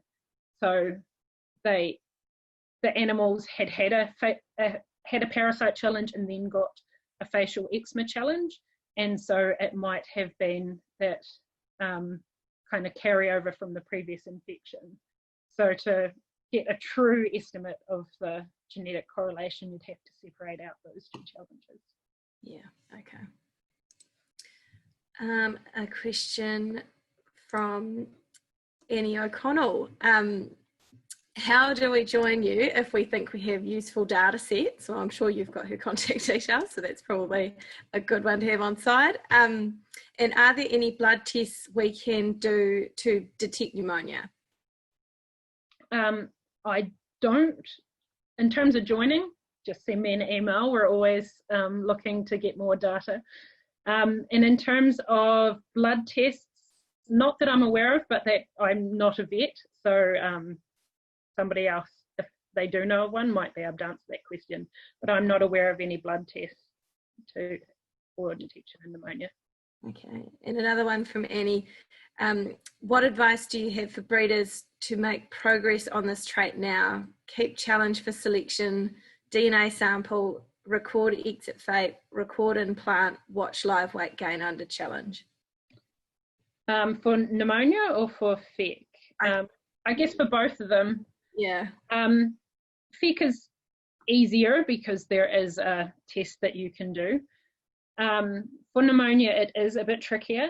We do have some people are sending animals to work through the plant and getting the Assure people to score the lungs. So the thing about house traits, and the reason that the likes of the CPT or the Ag Research Progeny test is so good, is that we have a single slaughter point. So as soon as you deviate from that, it's quite if you have two groups of animals that were slaughtered 2 months apart, it's really hard to know whether the differences are due to the animal's genetics or just that the first animals weren't exposed to the challenge. When we were in previous progeny tests, when there's been multiple slaughter points, we never saw pneumonia in the December killed animals. So if you can have animals from a range of size that are killed at one time point, then that information is going to be useful. In the meantime, if the genetic correlation does stand up between FEC and pneumonia, breeding for reduced fecal egg count should help reduce your pneumonia. But that's, yeah, an area that I think is really interesting. How can we breed for animals that are able to withstand multiple disease challenges? Yeah, absolutely. A question through, I think this is in regards to FEC, is there room for a nutrition comparison? For example, if lambs grazing at a taller height, higher residual away from earth bacteria and fungi and or diversified pasture mixtures, if we shifted more often as in management effects, we are what we eat concept? Oh, nutrition plays a massive role when it comes to parasites. Yeah, well-fed animals are much less likely to get sick, not just from parasites, but also from like other diseases as well. So definitely, and that's part of the Wormwise message, is what your animal's eating and how much and what type will impact upon whether or not they get sick with parasites. One thing that is interesting is that there has been a bit of work done on behaviour. So with those Ag Research selection lines I was talking about, there's a couple of papers that have been published that looked at the grazing behaviour and found differences in the parts of the paddock that they grazed. And so that has led to further research work as well that's sort of ongoing. There was a PhD in Lincoln that looked at grazing behaviour, and there's a lot of work that's going on looking at behaviour with GPS tracking, for example, some of which we're involved in, which is quite cool. Yeah, great. Well, I think that just about tidies up our questions for you, Catherine. Thank you very much for joining us. Some really interesting stuff coming out of there. No doubt we'll hear more as we go through this trial. Now, I would like to throw the floor open to any wider questions for the group. I see I've missed one that came through for David just after he finished. So David, how do we go about shortening the tails of our animals? What breeds do you suggest from your trials that don't compromise growth rates when trying to sell terminal rams?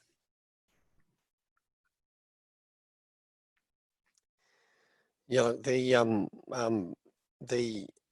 only terminal sire type that really seems to have a short tail is the Texel. Dorpers do have short tails. People might not like Dorpers for some reasons.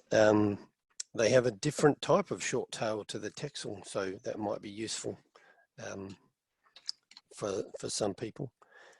But unfortunately, a lot of the traditional terminal sire breeds like the Poll Dorset and the Suffolk and that have very long tails.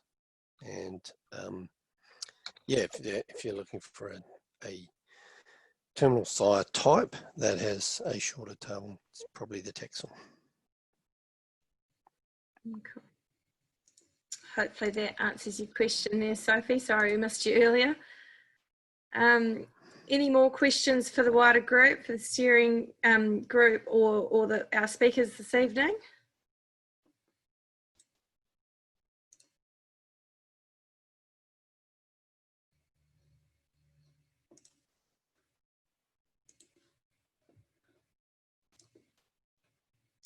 Give you a minute or so to type them away. I see a few bubbles going.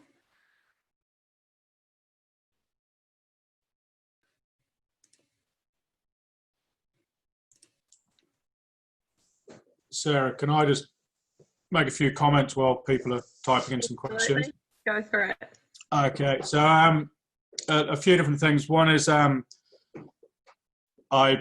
meant to say earlier a huge thank you to all the support we've had, and mainly to my staff here.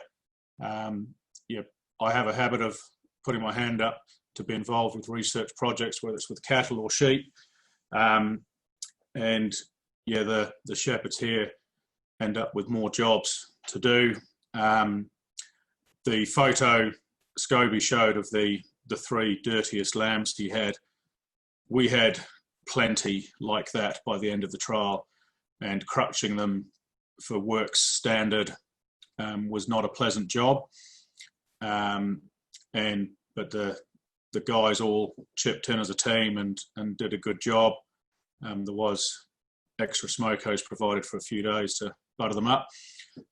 So yeah, just a big thank you for the staff, and I think they've got a bit out of the trial as well.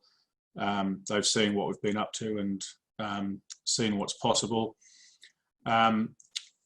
Another comment is to commercial guys and to breeders. First of all, commercial guys, if you're interested in these traits, there are quite a few breeders out there that are doing some form of selection for low input in different ways. If you're interested in going that way yourself, just start off by asking your current breeder, what is he doing? If he says he's got a minimal drench policy, ask him exactly what that means. Some people drenching 4 weeks instead of 3 weeks is minimal. But as you've seen, we went out to 5 months, not 5 weeks. And second, if you start asking those questions, more and more breeders will hopefully start recording for these traits, because as a breeder who is already recording them, we are limited as to where we can go and buy our stud rams. So the more stud breeders that are measuring, the greater the gene pool we've got to choose from. It's always a bit of a gamble trying to buy a stud sire from a guy that's not measuring worm feck or dags or resilience. And then to the breeders, just start measuring the stuff. Yeah, your favorite ram might not be the best ram at some of the low input stuff, but you'll be amazed how quickly you can start getting somewhere. It is reasonably slow work, but it's not impossible. some of the traits are pretty cheap and easy to measure. And if you talk about resilience, I mean, it couldn't be cheaper because you're drenching less, you're doing less work. See if you can get through 5 weeks, 6 weeks, 7 weeks without drenching, and then weigh them. Make sure you weigh them before you drench them. So you've got a live weight 6 or a live weight 8. If you can get from weaning to February without drenching, then take a live weight and count it as live weight 6. And then you're building in your sort of resilience and your low input into your normal production traits. Commercial guys, if you do go and buy some low input rams, don't expect the world to change overnight. If you go and buy some low input sires, don't suddenly go from drenching every 3 weeks to every 3 months, because the wheels will fall off. You might have to take some baby steps for a year or two and monitor things. You've got to keep an eye on your stock. You've got to monitor it, but you'll be amazed how far you can push out those drench intervals if you do it carefully and you try.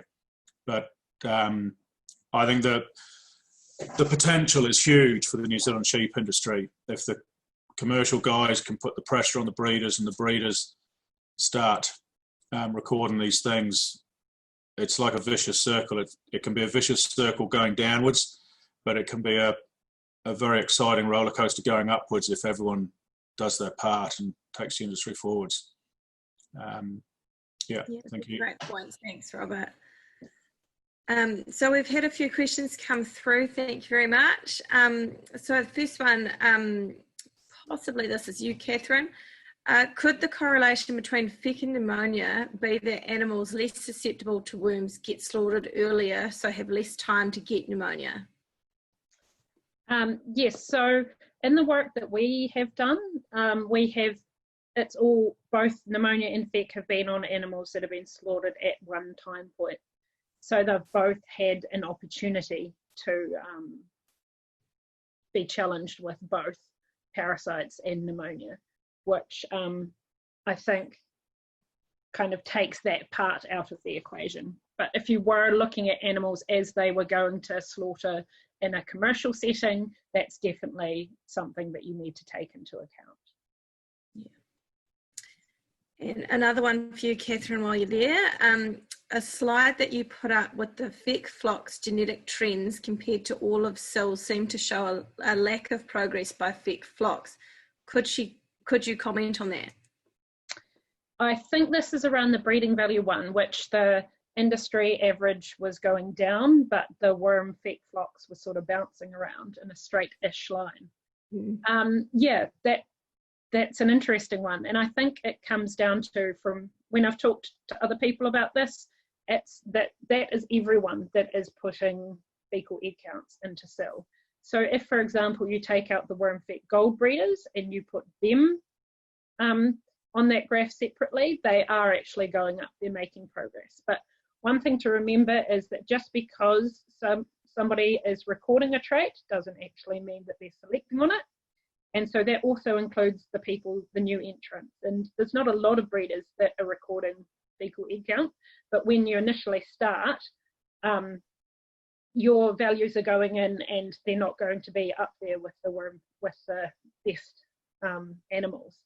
So over time, it is probably bouncing around about just over 0, because you've got A, not everyone selecting on it, even though they're recording it, and B, you have everyone from people who've been doing it for 30 years to people who have just started. So that is the average of all animals. Yeah, absolutely. Has any research been done around forage crop grazing and decreased feck dagginess and no drenching, maybe with a standard grass diet? I was actually just doing a quick search to see if I could answer this. I know I did actually look up some research that had been done around lucerne the other day. And so there is work, I don't know exactly what it is off the top of my head, but there definitely has been research about forage types and how that changes parasite challenge. So Sarah, some of the, Scoby? the classic forage crops are planted and then eaten later, and they don't have larvae. There's no larvae to infect the animals because you've been through, dug it up, pulverized it, and then you've got a fresh crop growing. Lucerne, on the other hand, you do tend to contaminate that if you're grazing it, but worm larvae like to climb up grasses, and they're not so fond of furry old medic and lucerne stems. So yeah, there's more than one way to beat those parasites. Yeah. Is Andy Greer on the call? I think Andy's done some work at Lincoln with plantain, and yeah, it certainly had some good results, just like I did with the clover.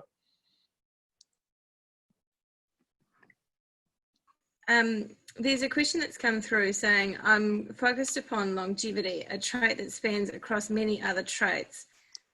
As a general comment. Look, if you're... Sorry, carry on, David.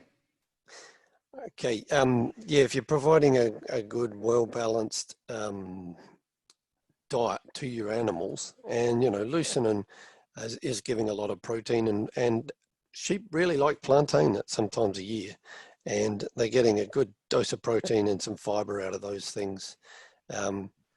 It sometimes beats white clover and ryegrass hands down.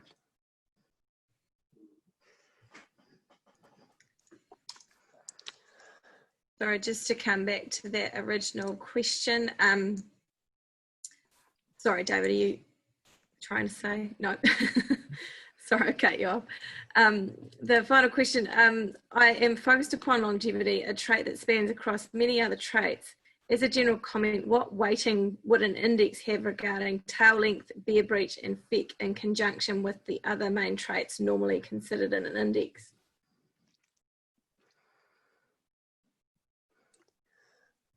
I'm hoping Catherine was going to unmute her microphone. I can maybe help with that one. Have a, I'm Sharon McIntyre here. I can Thanks, maybe help you with that one. So I would have to go and look up the traits to see what the weighting there is on feck relative to that. I'd have to go back and look up some papers. So if I get a name, I can get the answer to you. In terms of the tail length, they are still currently research breeding values. So we don't actually have an economic weight on them. So there's no index for tails at the moment.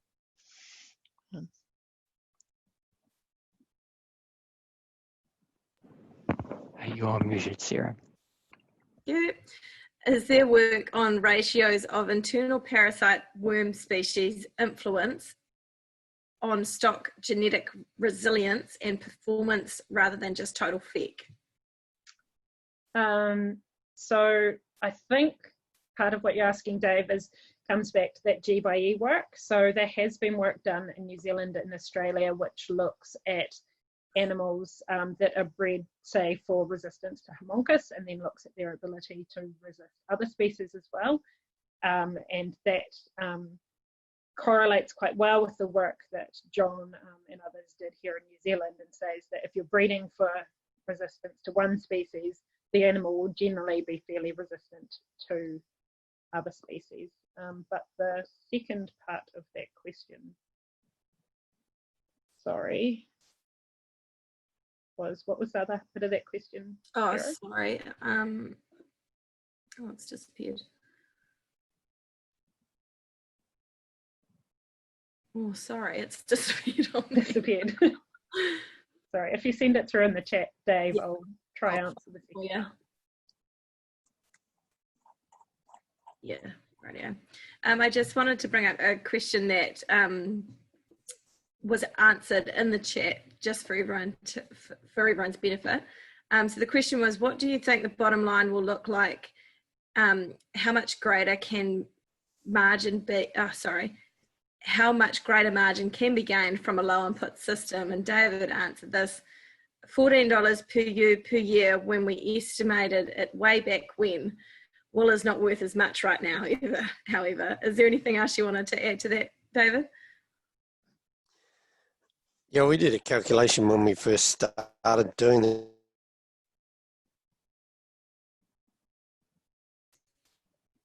Doing this stuff back in about 2000, experiment and redid it. It was about $14 per ewe per year. Will Morrison agreed with it with some stuff that he calculated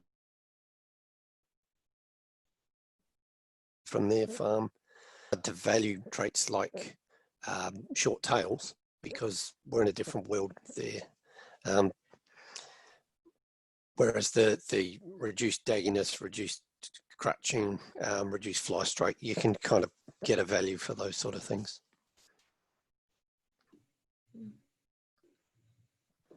Catherine, I've managed to track down that question. So the question was, is there work on ratios of internal parasite worm species influence on stock genetic resilience and performance rather than just total FEC? So yes, I think that was the breakdown, is that we don't actually, in terms of stud breeding, we don't do a breakdown of the ratio of species, but that is actually something that we potentially can do in the future. There's a bit of research going on into being able to look at the DNA of the parasites and being able to assign them to the species from the poo, but it's going to cost more. But most of the research so far indicates that that's not actually necessary in terms of making genetic progress. The next question is quite a broad one, and I think perhaps Robert or a member of the steering group might like to hazard a guess on this one. The low input trial has set some ambitious goals that is needed by the sheep industry. How many years will it take to breed sheep that don't need shearing, crutching, docking and drenching and have low methane emissions?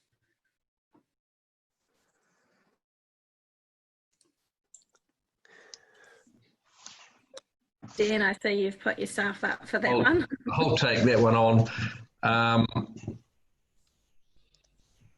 even turn my video on. There's rams out there that do at least some of those things. So you can find rams that do the majority of those traits already. It's just a matter of finding them and asking the questions. Was that you, Alan, with the piping in there too? Yeah, look, we're at the stage now that we're not docking it. Well, we're not docking 98% of our lambs, and between 15 and 20% of them are getting dirty, so the majority are staying clean. So, and they're on a maximum one lifetime drench. So we're a fair way down that track, but to be fair, we've been going at it for 30 years. And we're now at the stage we've got the confidence that we don't have to do all those jobs. And let's face it, those are the jobs that sheep farmers hate, dagging and drenching, and we're cutting those out.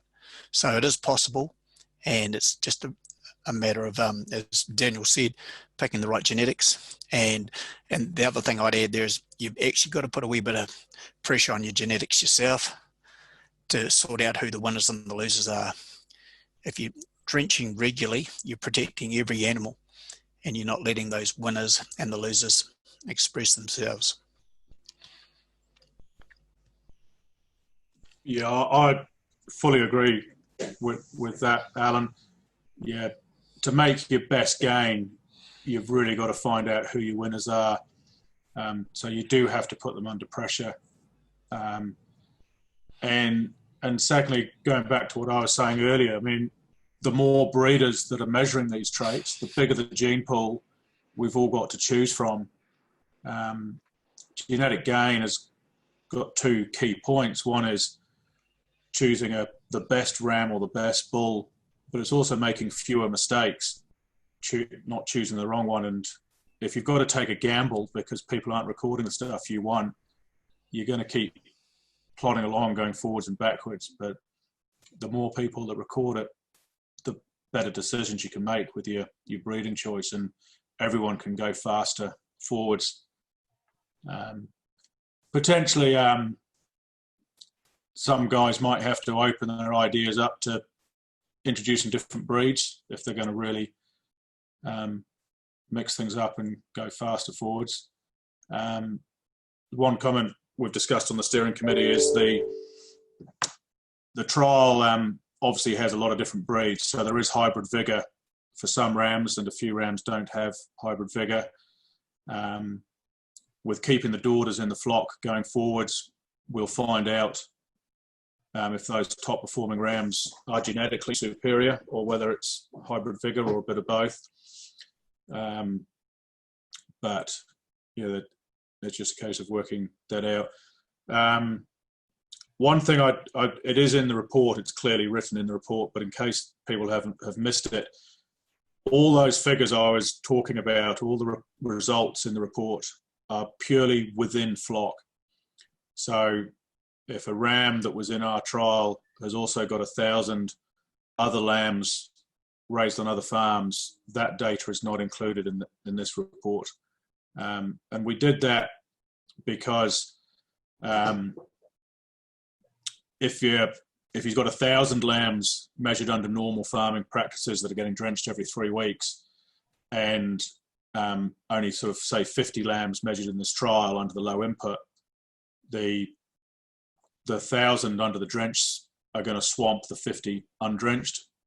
So it was really to see how those lambs do on the low input system. I see there's a comment just come up from Daniel. Back at the beginning when I was discussing how this all started, yeah, we do need to mention Dave Reed. He was one of the key breeders that wanted to drive this forwards from that breeder forum in Napier. So I'm not sure if he's on the call, but yeah,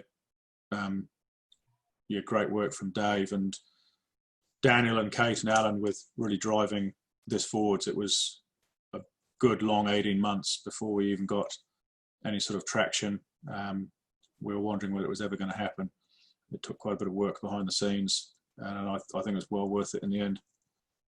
It'd be pretty exciting to see where we can go over the next few years when those daughters start coming through. See where we can go.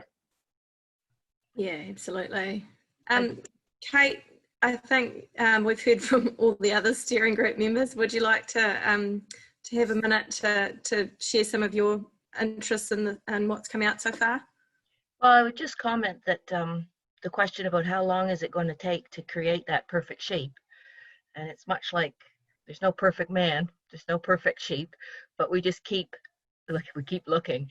But this progeny test has been a great demonstration of how reduced inputs can be selected for. As we've indicated throughout the evening, there was plenty of animals within that cohort that did hit those points that we're looking for. And you don't focus on the bad ones, you focus on the good ones. That's what selection is all about. And not only has this been an opportunity to demonstrate that we can select for reduced inputs, but it's a platform to talk about it and get the commercial farmer asking the breeders these questions so that more breeders do start to consider selecting for some of these traits. As we've said, DAG scoring is free. You know, it's with the alarming rate of drench resistance in the country, this is coming onto the radar of more and more commercial farmers. And, you know, back to the question about why isn't there genetic gain being showed by that worm-fed group? Well, we haven't been getting paid for it. So there's a few of us that have made it a very important selection criteria, but others have been doing the work but not necessarily using those rams. Well, that is going to change. So there's going to be more animals that are available, more rams being produced that will tick these boxes, and more available because the marketplace is demanding it. So, you know, the international marketplace is asking us to reduce inputs in terms of chemical and animal welfare. And our marketplace as breeders is going to be asking us because these commercial farmers are wanting these things. So I think this progeny test has been a great initiative and incredibly well run by Robert and his team and supported by the beef and lamb folks. And so I've been really pleased to be part of it, and I'm pretty excited to see where it goes next. Yeah, great. Thanks, Kate. Well, to follow on that vein, to conclude this evening's event, I'd firstly like to thank everyone involved for every effort putting together today's field day or field evening and the reports associated. There has been an immense amount of work behind the scenes getting to today, and I know it wasn't the original field day we had planned, but I hope this format has given more people an opportunity to hear about this exciting project and what it's already unveiled in the future of what low input looks like. I'd like to acknowledge MPI's Sustainable Farming Fund for their support of this project. We feel it's a really important trial for the future of our industry, so it's really encouraging to have this kind of support. I'd also like to thank the breeders who have supplied rams to this progeny test. Without your willingness to be involved and share these results, we certainly would not have the variation within this progeny test flock to show the potential for improvement in these low input traits. Robert and his team at Arari Gorge have done an outstanding job of running this progeny test on farm. Many hours spent recording and managing these animals, not to mention the pre-slaughter crutching of undrenched, undocked ram lambs. So a big thank you to all involved there. I'd also like to acknowledge some of our industry partners in ag research, genetic gains, and the Alliance Group. Unless anyone else has any final words, there will be a link to this recording and also to the report emailed out tomorrow to all attendees. If you require any further information, please contact us through our website. Thank you all for your time this evening. I hope you found this interesting and informative, and just remember it's all positive. All you've got to do is measure it. Thanks very much, everyone.